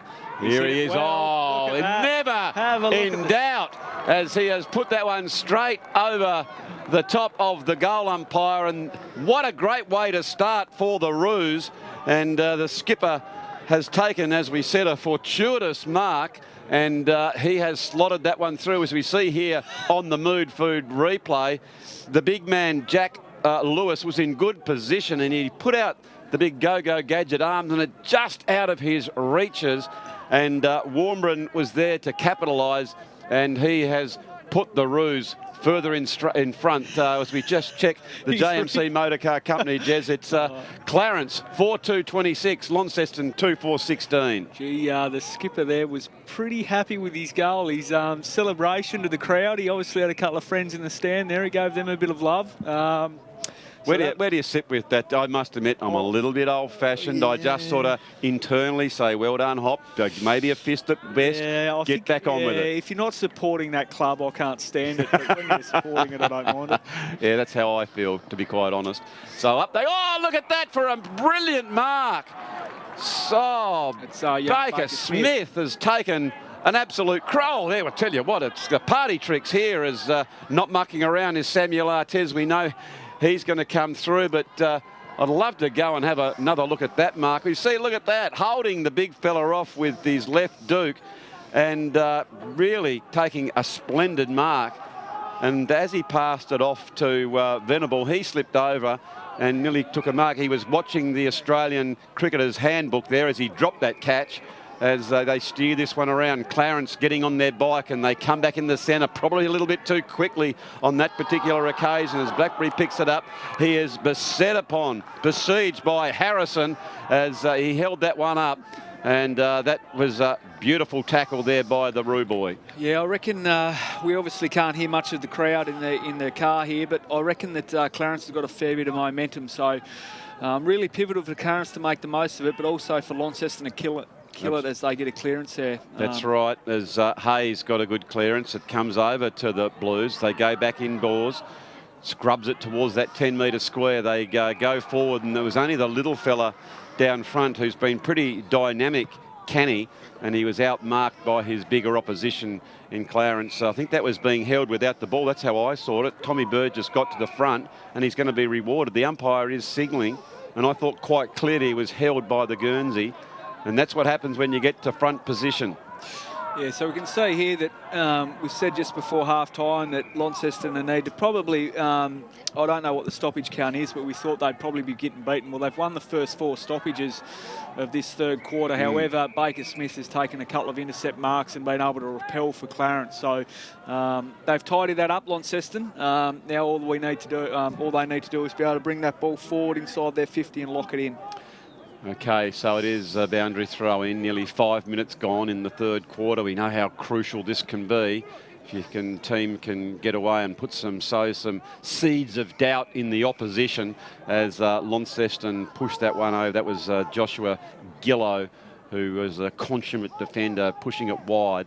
And now they set up yet again.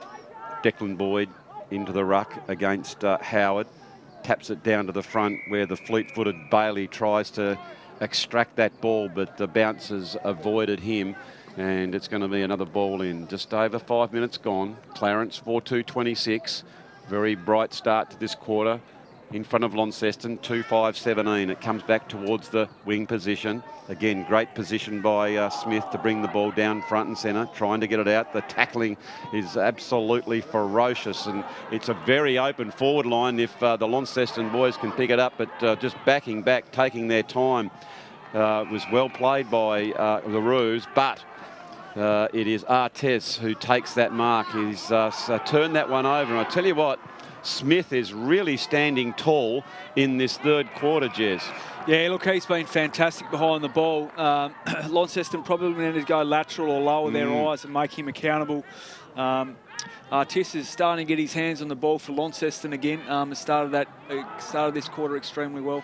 It was Young who looked very lively at the front of that pack. He gave it off, and here he is as a receiver now, trying to keep it inside. He does a great job as he gets it over, I think, to the skipper, and it has gone out. And there you can see the mini-me, if you like. So you got Warman with the long hair, number 7, and then Jackie Silver, almost looking a dead ringer, but just that little bit shorter. They're pretty good mates. They're best mates, actually. They almost look like twins, don't they? They're pretty happy with some of their work most of the time as well, the two little fellas. Beautiful as Launceston. That was a really good, clean possession and trying to do the right thing and move the ball forward as Will Robinson came in, but Clarence are there to shut that off. I'd like to see a bit of a shepherd here as dodging around was Murrell. He passes it over in an attempt to go forward, a big long kick. Here is the skipper again. He bends it back towards Young. It's gone over the top. I'm not sure if that's touched. The umpire says it was. He was right on the spot, because just for a minute I thought that the Cooper Warman was going to put the big celebration on, Jez, but that was stymied by a very, very accurate, eagle-eyed umpire. Yes, and we see there again Launceston surge forward and Baker Smith in their way again. Warnbrom looks extremely dangerous forward of the ball for Clarence. And it's been their smaller guys today for the Roos that have been able to hit the scoreboard. Warnbrom, Silver, Fisher have all been involved in their goals. And we've seen Cooper there, the captain of the Clarence team, nearly snag another one. I'm interested, as we're just watching play here, keep an eye on that interchange. Sometimes when I've seen players come to the bench, they have an opposition one with them, so that maybe there is a bit of ducks and drakes out there, a run with people being accountable for certain players, as Clarence just tumbled that ball forward, coming out, providing a good option there, but can't take the ball. It's close to the boundary line, and I think that might have gone over. And Alex Harrison, who we've called quite a bit in this quarter, has really lifted his intensity with some good tackles, and he's got a couple of possessions. Oh, lovely smother, but buttering up now and directly running through the centre is Harry Gardner. He streams forward, but a strong mark in defence by the Blues. Oh, I think it's been come over the mark here, so it's going to be a 50 metres. Here's a good advantage for Launceston, Terry. That was a fantastic mark there from Gillow. Obviously that ball had went to ground. It's extremely dangerous, but a really nice mark. And he switched of play here is good as well. This is an opportunity for Launceston moving forward. They've played the advantage. It's gone over the top. They're leading out. But Clarence, I like the way they're set up down defence because they've got the spares, but it's a tumbling ball. Brilliant tackle as it is Wilkinson trying to vend that one, dodging one way or the other. And again, Alex Harrison, I don't know what's happened at half-time, but he has come out breathing fire. That's his 4th tackle already in the quarter. He's on fire, Jez. Yeah, he's a determined little fella. Yes. He's only small. There's a little bit of Jack Silver and Cooper Warburton about him, the long locks. Yes. Long sleeves too, but he started the quarter extremely well. Launceston picked that one up. They're just trying to gain valuable meterage and settle something down and get a score at the moment.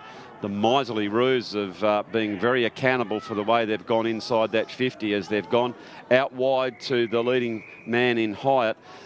Would you think that maybe they're just going a little bit wide at the moment? Are they getting caught out, the Blues? Yeah, potentially. I think the pressure around the ball carrier has been really, really good for both teams the whole day. And we've seen that if Clarence have probably been able to create a couple of one-on-ones forward of the ball this quarter and been able to score. And they have got momentum. I reckon the next goal is pretty big in this game. If Clarence get it, it goes out to a 16-point lead in a low-scoring affair. Okay, well, it does come over through a succession of handballs. It came back to Fisher, back to Young. He goes back inside and all of a sudden now the Roos, they're looking to come back in again. As it does, they've got plenty of numbers. They could all but raffle that. Shimmy comes over to the top and Cooper Pace has put that one through. I'm not sure, Jez, how many Roos were there, but it all but seemed like just all the team were there to receive that ball. Yeah, it was. And the good thing is they just kept moving that ball forward and they didn't panic. They kept using their hands and finding the open player. Really nice finish there from... Pace. From Pace, sorry. I thought it was Cooper again. But, yeah, a really nice finish there from Pace. He obviously gave away that 50 just before half-time. He's repaid his teammates there. He had a really good tackle in defensive 50 and now has scored at the other end. So he's working hard for his team after letting them down the first half. But you could see just there was young Silver. There was a couple of boys who it could have been another handball. So they had plenty of options. And now Clarence are really starting to show some dominance now as they're gaining in confidence, and these are danger signs for the Blues as they're under enormous pressure. As Young, you can see, applying the blowtorch, and they're going to screw this ball back in towards the full forward area, and a very good mark there taken, just standing on the ball. That's hard to do, and a lovely mark taken by Jack Lewis. Yeah, that's a really courageous mark. Beautiful with, mark. Big Young bearing down on him there. He knew he was going to get contact, didn't he? He did. That's a really nice mark.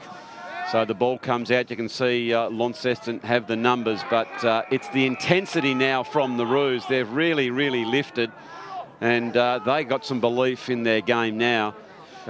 Certainly. Yeah, this is a really big 5 minutes in the game. If Clarence can sort of continue this momentum and get another 1 or 2 goals on the board, it's going to be hard for Launceston in the last quarter. But if Launceston could arrest this momentum and hit the scoreboard late in this quarter, then it's game on at 3/4 time. Certainly is, as they do throw that ball in.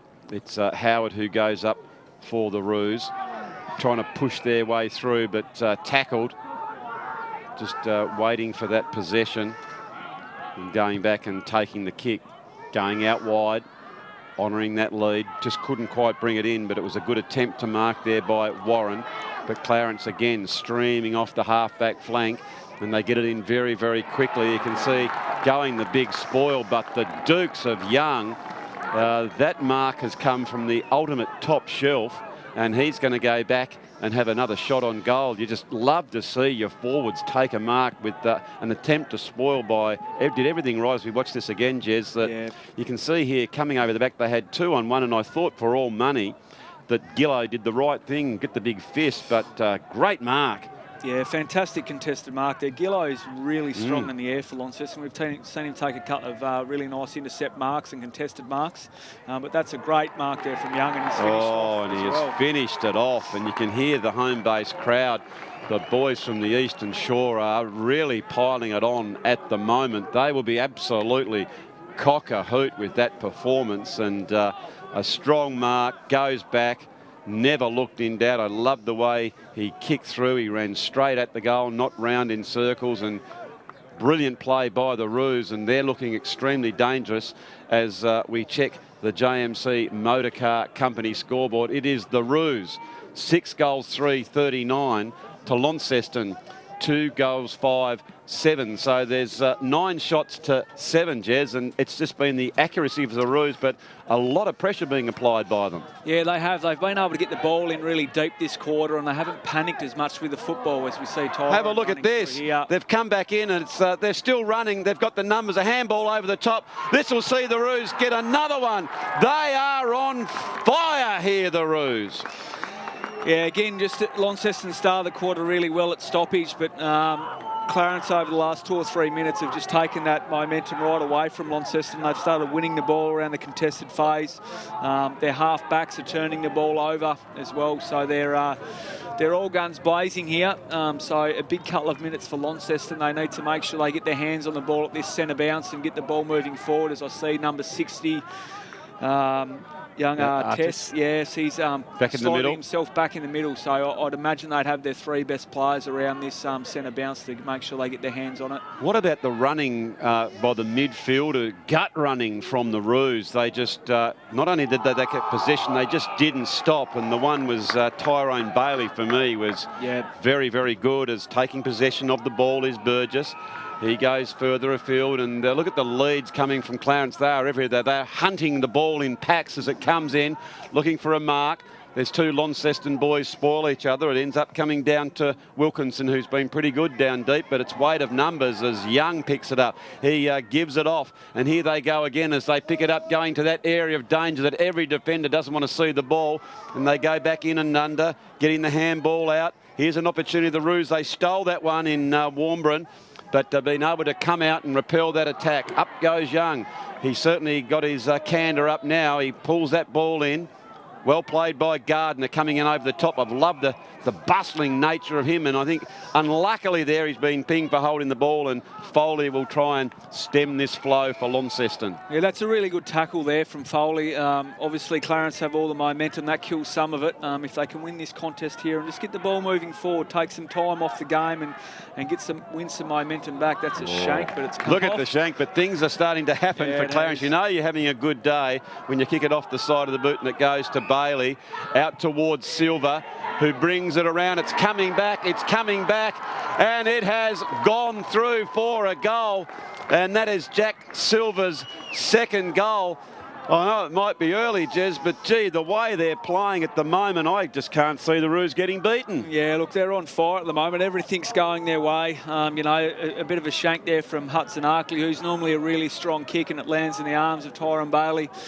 And then Jack Silver on the left peg just finishes that off extremely nicely. So, you know, the first half we've probably seen both teams. Their skill level wasn't fantastic, and we sort of said they went down the line too much and they didn't take the game on. I think Clarence have done that extremely well. 1 via hand, but also 2, I think their kicking skill and getting it off the line has been a lot better this quarter. Oh, very much so, and you can see by their confidence the way the big ruckman went up for that ball, and it's come back over. Launceston need to get their Dukes on it and do something. If anyone's going to do it, is this man here, is Artez, very strongly tries to get that ball forward. There was our goal scorer a few minutes ago. Silva gets it moving, and Clarence bounces favourably for them as Artez picks it up. He goes back inboard. He's being tackled. Nice strong work there. And talking of strong, it ends up in Boyd's hand. But they are really buoyed with confidence now, are the Roos, and they got there to do the smother. And it is right down in front of our commentary tower. And Clarence, 8-3-51. They are surging. Launceston, 2-5-17. Just waiting now on this stoppage. 2 minutes left in this third quarter, and they've really made a statement, have the Roos. Lovely tap down and rove by Gardner. He goes further inboard. It is another inside 50. Running hard to ball. Where the ball is Fisher. Bounces one way, then he's just good enough to come in and get the tackle. Leading out towards it is Lucas. He picks up and evades one tackler. Goes back in. They're just taking their time to try and set this up. Launceston, it goes towards the true centre half forward position, just coming across the front of the pack, but couldn't bring it in. And Clarence bomb it forward, putting some pressure, goes to the front and centre. Well picked up by the Roos. Here's another opportunity. That might be Murrell who's running towards the ball. Does he keep it in? The umpire says he doesn't. And they play it on to have a shot, but it's evaded the player. And it'll be a ball in, but they look very, very dangerous again, the Roos, Jez. Yeah, they did. They just, young Hapka just missed a handball. He was halfway through a snap and saw Murrell out the corner of his eye. It was a fantastic front and centre. Just wasn't able to hit the handball, but he's been good at up forward as he runs onto the ball here. There's Hapka again providing the shepherd. Oh, spill that one to the Blues. If they're able to butter up and bring it back out. Off they go! Oh, the crowd loved that with Sammy Sheriff. Couldn't quite hang on. And that was undoubtedly going to be mark of the day. As McLean goes on, they said play it on, play the advantage as far as that. The bump off for our favourite number 91 in Griffiths. Comes back inboard. Leading to the ball now is the lanky player in Jack Lewis. And they're able to defend this one, but it goes very, very wide. And as we can see here, as that ball comes out, get ready for that leap. That is a good effort. Oh. He still had his hands on the head about 40 seconds after that. He's cost himself a car, the big fella. Oh, dear. Yeah, well, in the STJFL, it's a loaf of bread. There's not the car, but there you go. And a wonderful loaf, of course, from our very dear friends, the sponsors, Cripps the Master Bake, as that goes further afield, and another timely mark. It's running down to near three-quarter time now. And I think the siren can't come quick enough for the Blues, as there it is. They need to regroup. I think the only thing stopping Clarence from winning this grand final will be complacency, as we see them 8-3-51 to Launceston 2-5-17. And let's have a quick look. Jack Silver's got a couple. Harry Fisher, Cooper Warmbrun with that lovely set shot's got two. Jacob Young with that strong mark and set shot. Murrell and pace, and for Launceston, Canny and Hyatt. Yeah, look, obviously a really good quarter there for Clarence. It was nice to see Jacob Young pull in a really towering mark. Look, he's often been outnumbered today, and it's the smaller players for Clarence that have done the damage up forward. Obviously, the captain, Warmbrun's been good. Finished a couple. Silver, Fisher as well. So that smaller forward line that they started to tinker with in the first half, and they made the change at quarter time, moving Baker Smith behind the ball, putting Hapka forward. I think that's been a really good move. Smith's given them some real assurity since moving back there. That quarter there, he blunted 3 or 4, 5 attempts of Launceston moving forward, and was able to set up some really attacking play for Clarence, who were able to capitalise. Yeah, so you can see here the different moods in the camp. They are very buoyant down there at Rooland, as they're just going to take a break and get themselves ready for what undoubtedly will be the last assault by the Launceston Football Club. So we're going to take a break as we see Clarence 8-3-51 leading Launceston 2-5-17.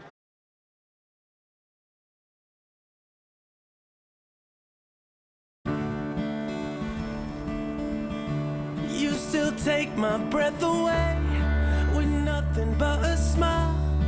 And every time I kiss you, it feels like the first time. Who knew at the start a fire would have sparked, just dancing in the dark. Just dancing Williams in the dark. by Cripps. Bread for taste.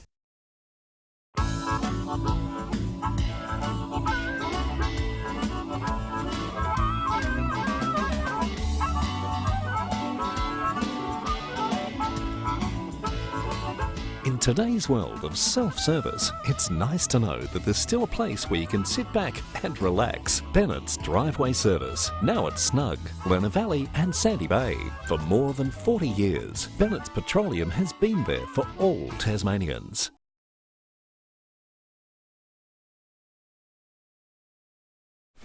All it does is call. Then it's up to you to act. Take the leap. Let's do it. Know your limits and come back for them later. Don't do it to impress your mates. Do it to impress yourself. Drive to the edge of the map and then drive further.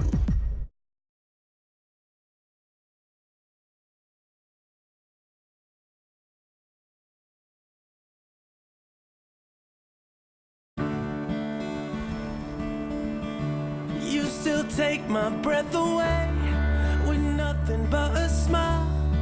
And every time I kiss you, it feels like the first time. Who knew at the start a fire would have sparked? Just dancing in the dark. Just dancing Williams in the dark. by Cripps. Bread for taste.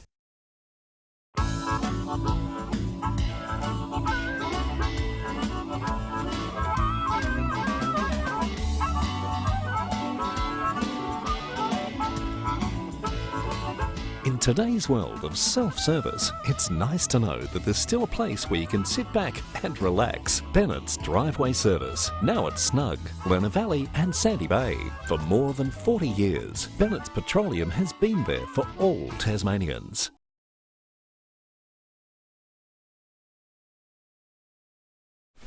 All it does is call.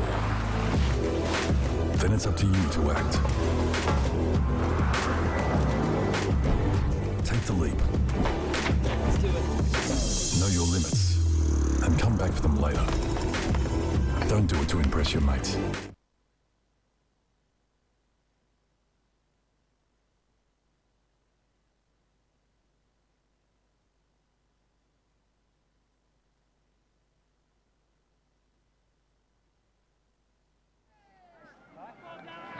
So welcome back, ladies and gentlemen, for the last quarter in STJFL for 2019. It is the under-18 grand final. Clarence Roos in the white and the red, and the Launceston Blues in their blue strip with the white LFC on it. It's going to take a Herculean effort, I would have thought, Jez, by Launceston to make a comeback in this game. They've got 2 goals up to three-quarter time.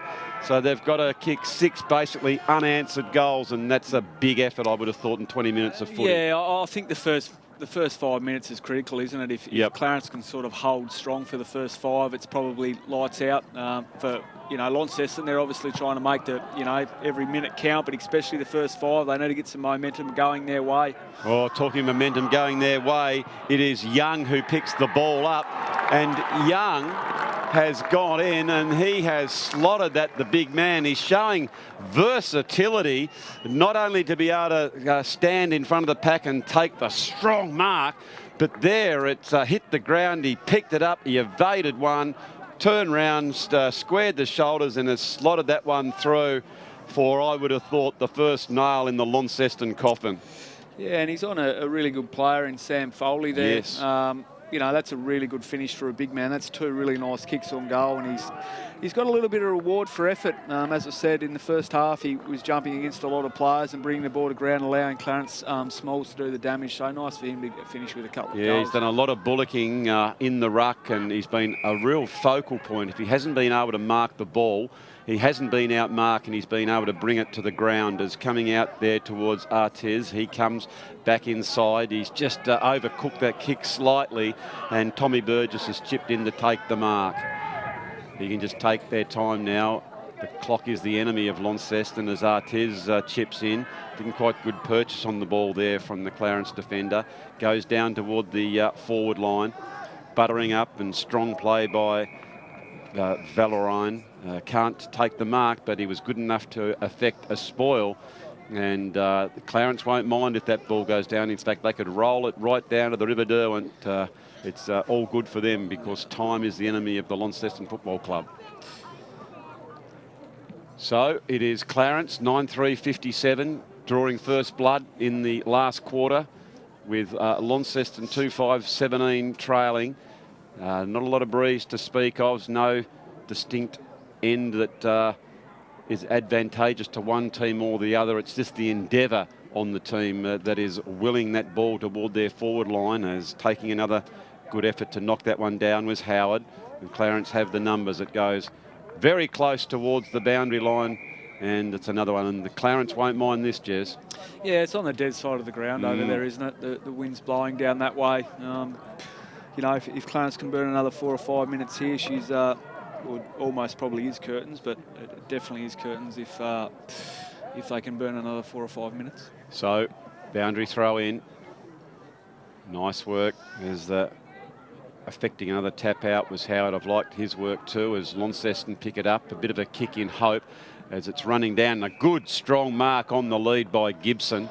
And Gibson has just signalled to the umpire and his teammates, I don't mind my chances from here. As he's lining this one up, it'll take a nice kick. And could this be the spark that Launceston get? This might drop a little bit short, I'd imagine. I'll tell you what, he's kicked that very nicely. He got good purchase on the ball with the distance, but it's always a tough pocket. I'd imagine this would go out to the far side near the scoreboard. Yes. See there. So Clarence through Tyrone Bailey have kicked that out towards Young, and he's up yet again. He's been just very, very good that he springs up to go for the mark, and then he's good below his knees as Launceston butter up. They kick it and just bomb it in hope now, hoping for a big mark. Clarence are awake to those old tricks, and they get plenty of numbers at the fall of the ball. They're handballing back, and you can see they're growing in their confidence as they're helping each other out, looking for each other as out comes Young. It's Silver, you know he's going to turn on his left boot, and he gets the handball across, but I think he might have been pinged for holding the ball there, as that's the way the umpire has seen it. How many left footers always like to turn back on their left foot instead of getting on their right side, Jez? Yeah, happens they love all it, the time, doesn't it? I love it. It was a really nice crumb there, really Look at clean, nice take on tackle. He was, I know what he was thinking there, the little fella. His eyes lit up. Yeah, he did. So now it is Tiz who is at the fall of the ball. It evades him but goes out towards Hayes. Leading back out is Gibson, who a minute ago took that strong mark and a very long raking kick. There is Sawford, and he's good enough to get the ball and just clear it. But it's gone towards the boundary line as we are nearly 5 minutes gone in this last quarter, and the only score we've had has gone to Clarence. Yeah, I haven't minded the game of young Sawford, number 19 for Clarence. I think he's sort of flown under the radar a little bit, but he's applied some really strong tackles. Another one there, although I think he's got caught with holding the man. But I've liked his game. I think he gave them a little bit through that second and third quarter. Absolutely, I agree. And it is Launceston now. They have the ball in hand, trying to find someone moving toward it. And Clarence come out and taking a strong mark is Valorine, and that was a good effort then. He jumped in front of the pack and held on to what was a pretty hard ball to mark, go out towards Young, and why wouldn't you? He's always looked likely when he's near the ball. A big fist defensively has come over the top, and it's seen that one go towards the boundary line and over. Yeah, he's had some injury troubles this year, Valorant, so it's good to see him back in on grand final day, and as you said, a really nice mark there. Being really proactive as a defender, which is something you always like to see. Yeah, it was a good mark. It was a very awkward ball to handle, those ones wobbling in. He had plenty of Launceston players around him. He stood his ground as Howard tries to get it over the top. That one's taken way too high, and it's going to be, I think that might be Creswell to take the free kick. You can see, don't want to really see this, Jez. There's a bit of frustration maybe coming into Launceston as Tiz wrestled one of the Clarence boys to the ground now, and he's got a green card. And he'll have to have a bit of a spell, and I think that's fair enough. Just a cool head now is what needs to happen. He needs to show some dignity and grace, because he's been very, very good. Yeah, he's been fantastic today. A little bit disappointing there that he's got sent off, but he has been, in my opinion, Launceston's best player. Yeah, no, there's a good, strong mark going up and hurting himself as he landed. That was Foley. He showed some really good signs today, Foley. He's one of the, definitely one of the better players for Launceston. You can see here keeping his eyes just drifting across on the ball, and fell a little bit awkwardly. It's at the 7-minute mark of this last quarter, ladies and gentlemen, for the STJFL Cripps, the Masturbate Grand Final. And it is all Clarence at the minute as Hyatt picks the ball up.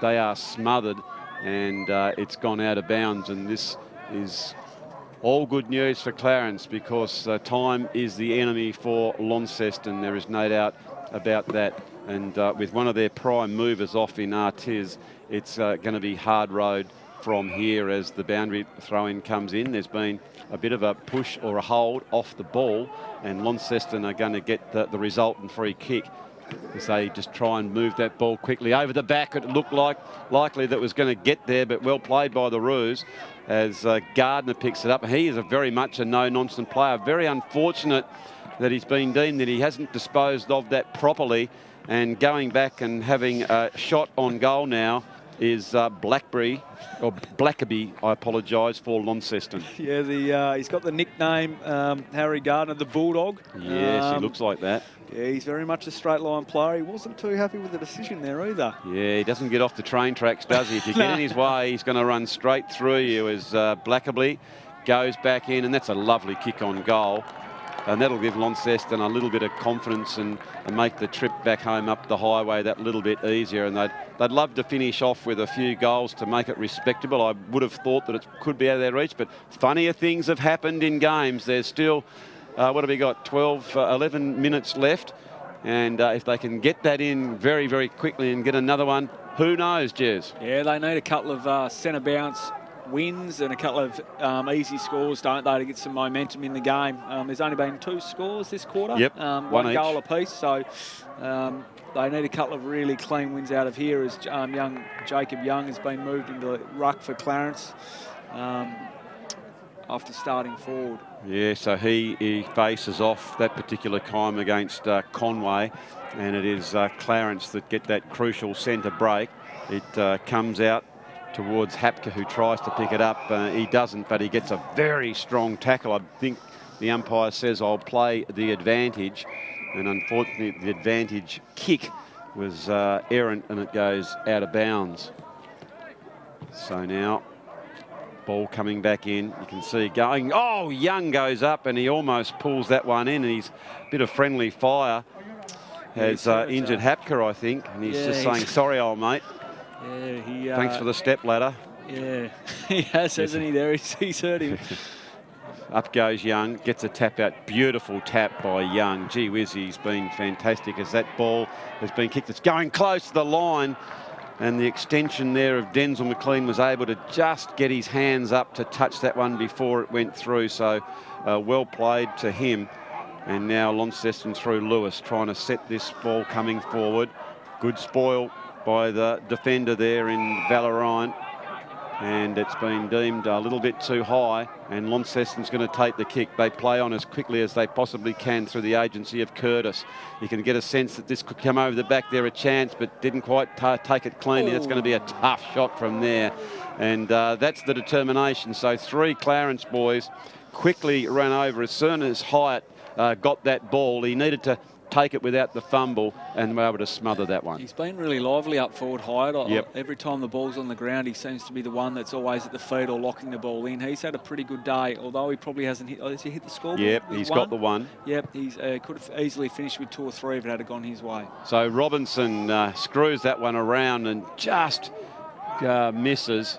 They certainly need to make every post a winner if things are going to go their way with only 9 minutes left in this game. I think it's a little bit too far now. Young's got a bit of a mismatch here on the wing where this kick's going out. It's not going to quite get to him. Oh, nice but it doesn't matter because there's a strong mark taken by Smith.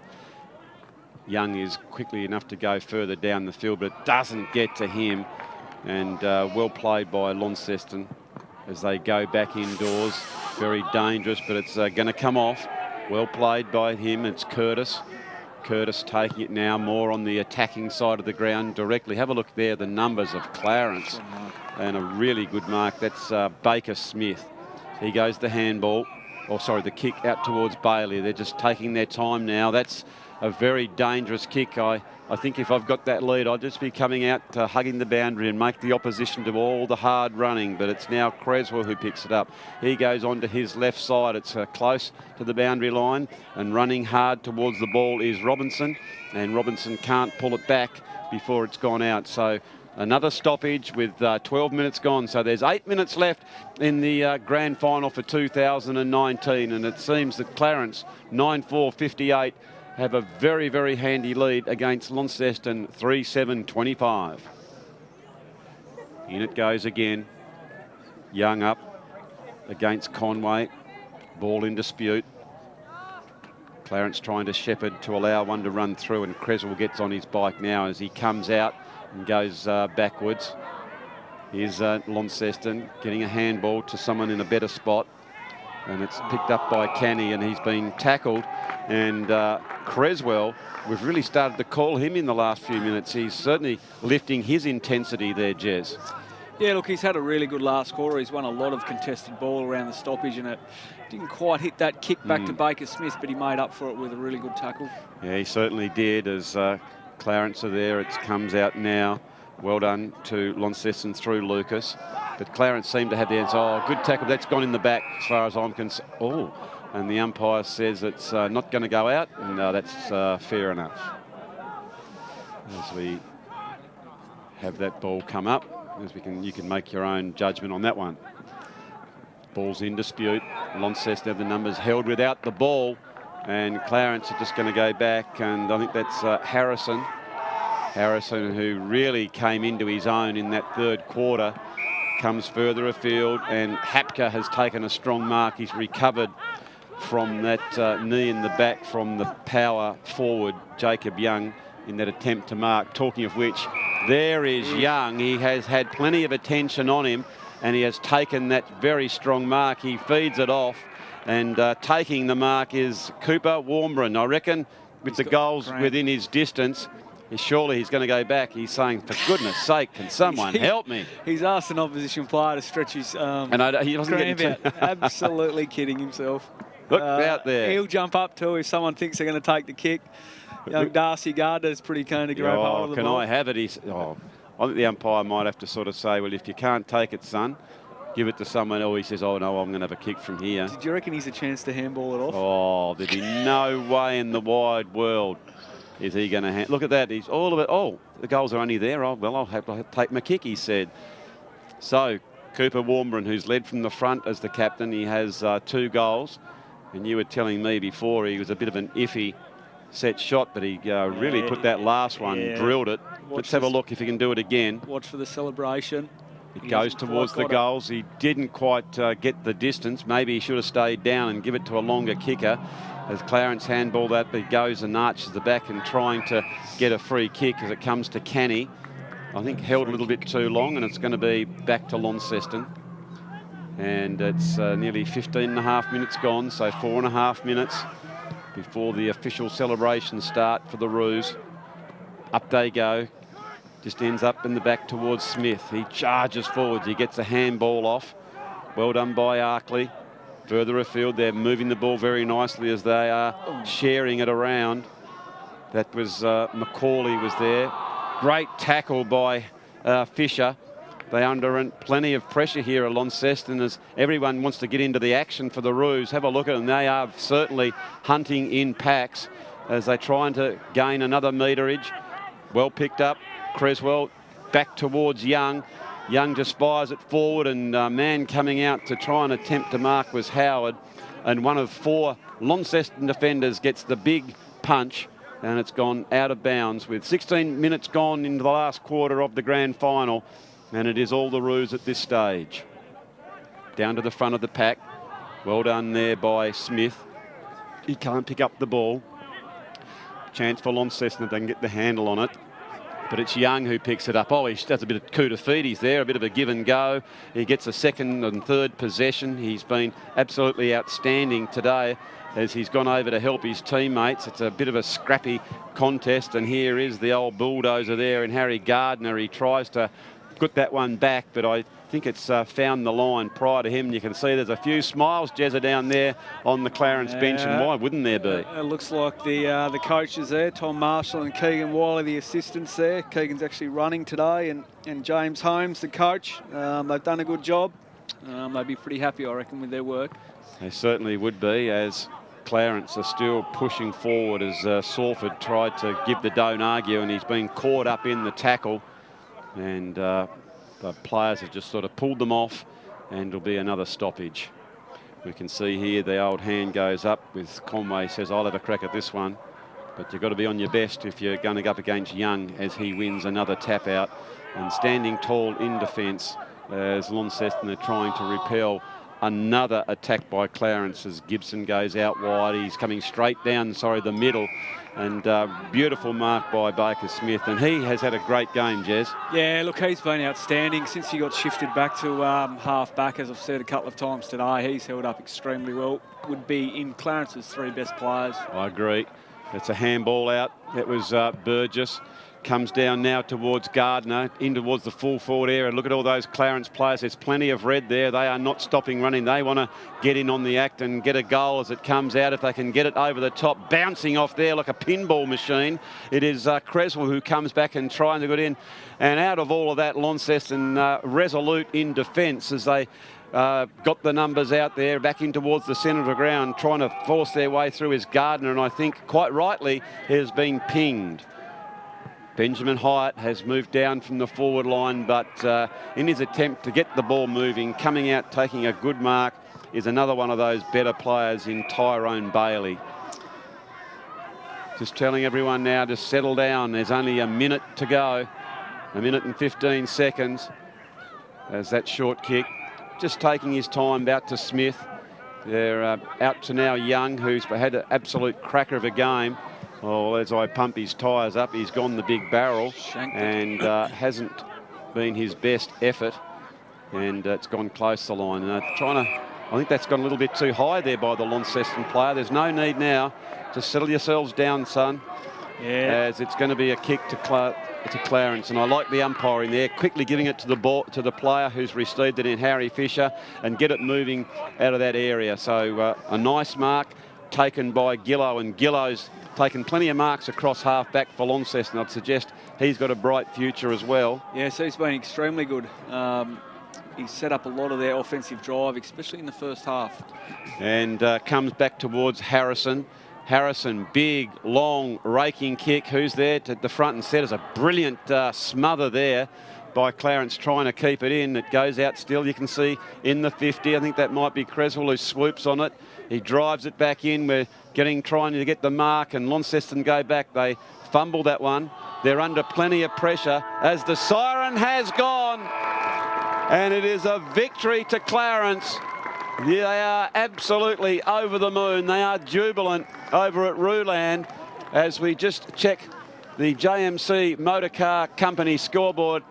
The Roos 9-4-58 with a brilliant third quarter, defeating a gallant Launceston 3-7-25 for the victors.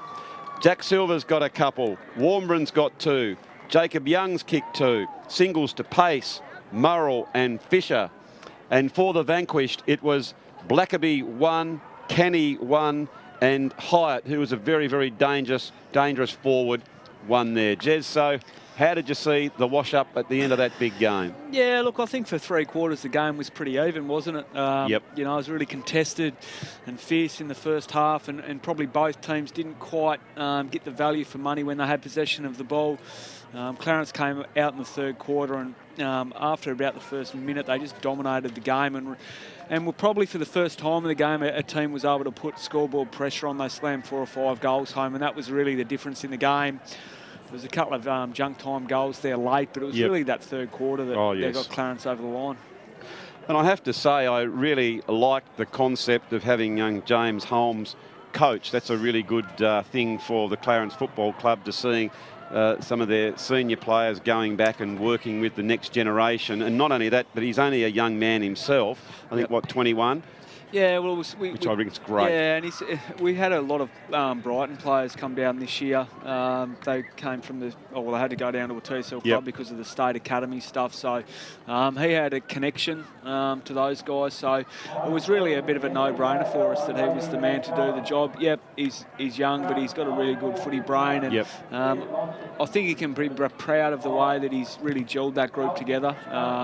You know, they've had a bit of an up and down year. They probably haven't played their best footy, but today they've played really, really well and got the reward for effort. Well, if you're going to make sure it's time to click, it's on the big dance. There is no doubt about that. So congratulations to Clarence. They've had a brilliant final series. It was the slip-up in the under-13s, which was probably the one you were going to put your house on. But they'll learn from that because they've got some really good kiddies, some second-generation players in there, your Coonies, your Gapins, there's a lot of Noonans, there's a lot of kids coming through there that you'd like to see forward. And the interesting thing, there's a lot of kids that we've just had on display here that no doubt will do big pre-seasons, Jezza, with you, and they'd like to think that they could line up in senior company next season. Yeah, that's exactly right. I was really impressed with, young Baker Smith. Darcy Gardner was exceptional through the middle of the ground, especially in the first half. I actually thought he probably kept Clarence in the game.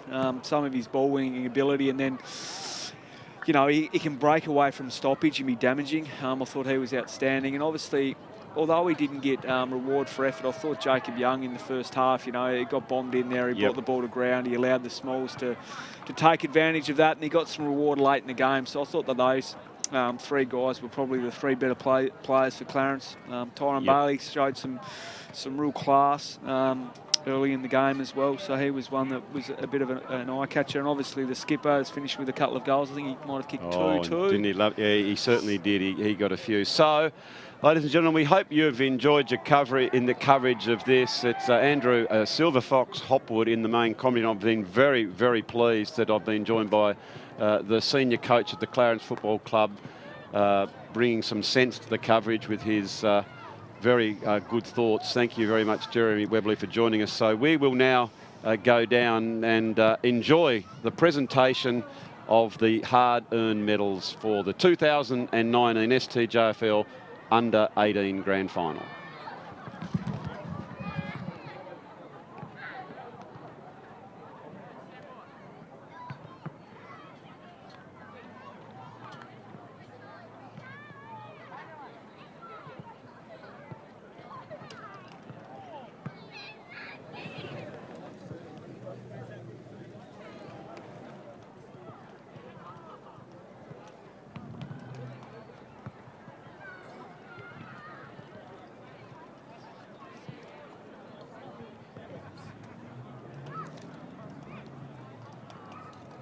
Good afternoon, patrons. Thanks for all the supporters, the parents coming along to support their respective teams today in the CRIPPS STJFL Under-18 Grand Final. This competition throughout the season has been a very even competition, as has testified to the results throughout the final series.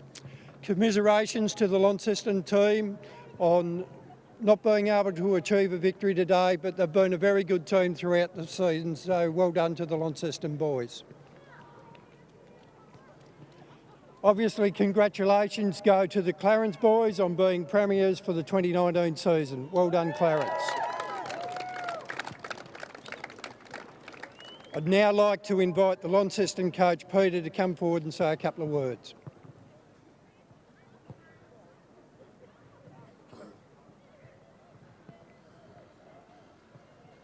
To Noah and the boys, the Clarence boys, great game today. He's played really well. Just showed us probably how to play a good game of finals football. To my boys, heads up, boys. As I said, we're a very, very young side. Half you guys are still under 16s. 2 or 3 guys that's your last year, but the rest, mate, keep your heads up. Go forward next year. We'll go bigger and stronger. Thank you.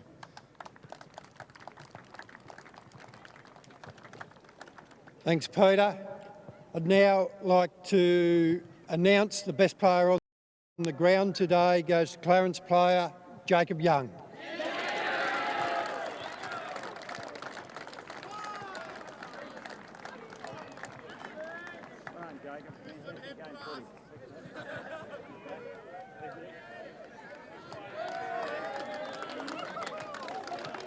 Well done, Jacob. I'd now like to invite to the microphone James to come and say a few words as the Clarence coach.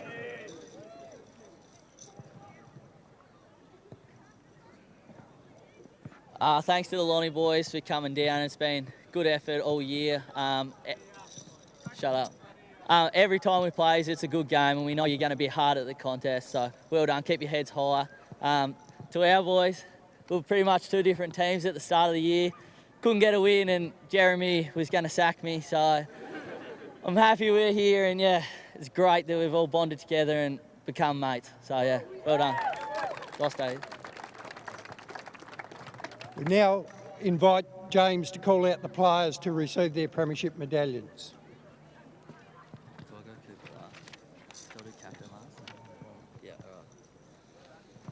Number 1, Jack Silva.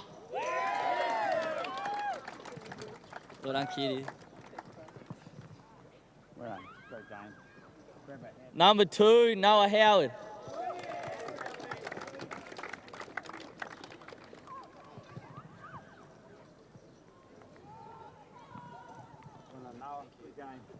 Number 3, Harry Fisher.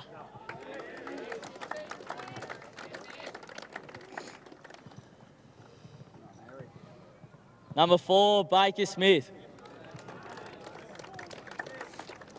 I wanted to say Tiara. Number 5, Tyron Bailey. Yeah, Cripper.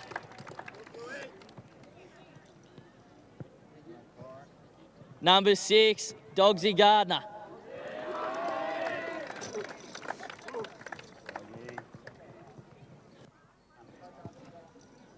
Number 8, Jake Cresswell. Sorry, Chris. Number 9, Thomas Burgess.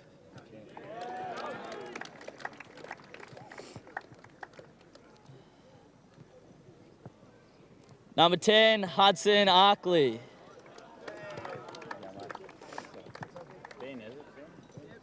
Hudson. Number 11, Jimmy Vendible.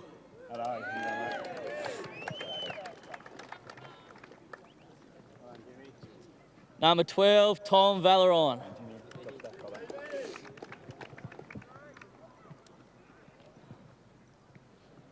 Number 14, Hunter Smith.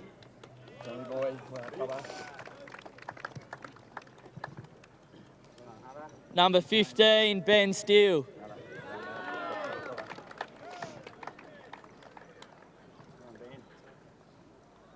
Number 17, Spider Young.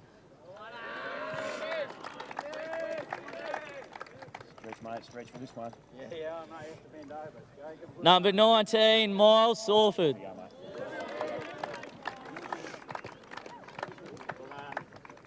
21, Darcy Gardner.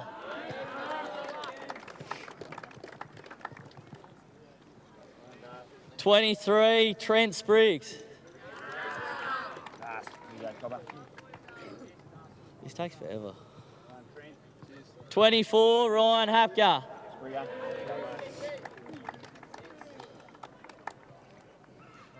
25, Swez Harrison.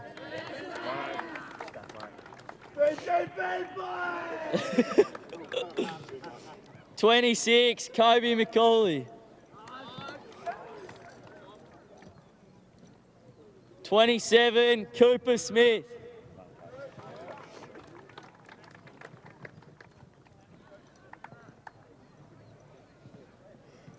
28, Angus Murrell.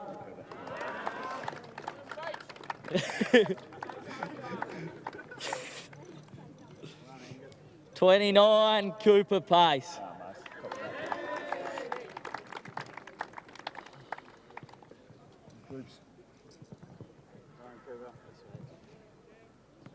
And the skipper, Cooper Warmblum. How many more do I have after that? Dog. Huh?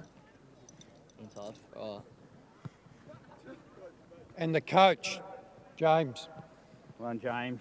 Good job, good effort. Whoa. Thank Go.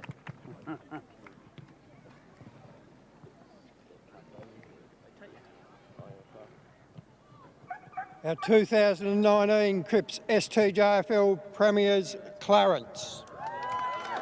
Well done, guys. Great effort. Great effort today. Great game.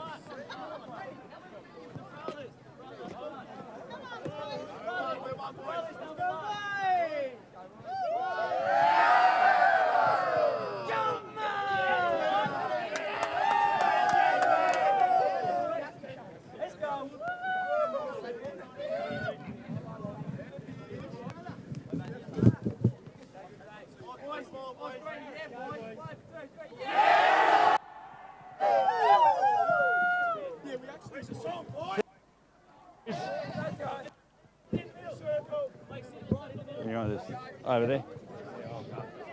Hey? Go and get the football at the same time. If you take them, you've got some. Yeah.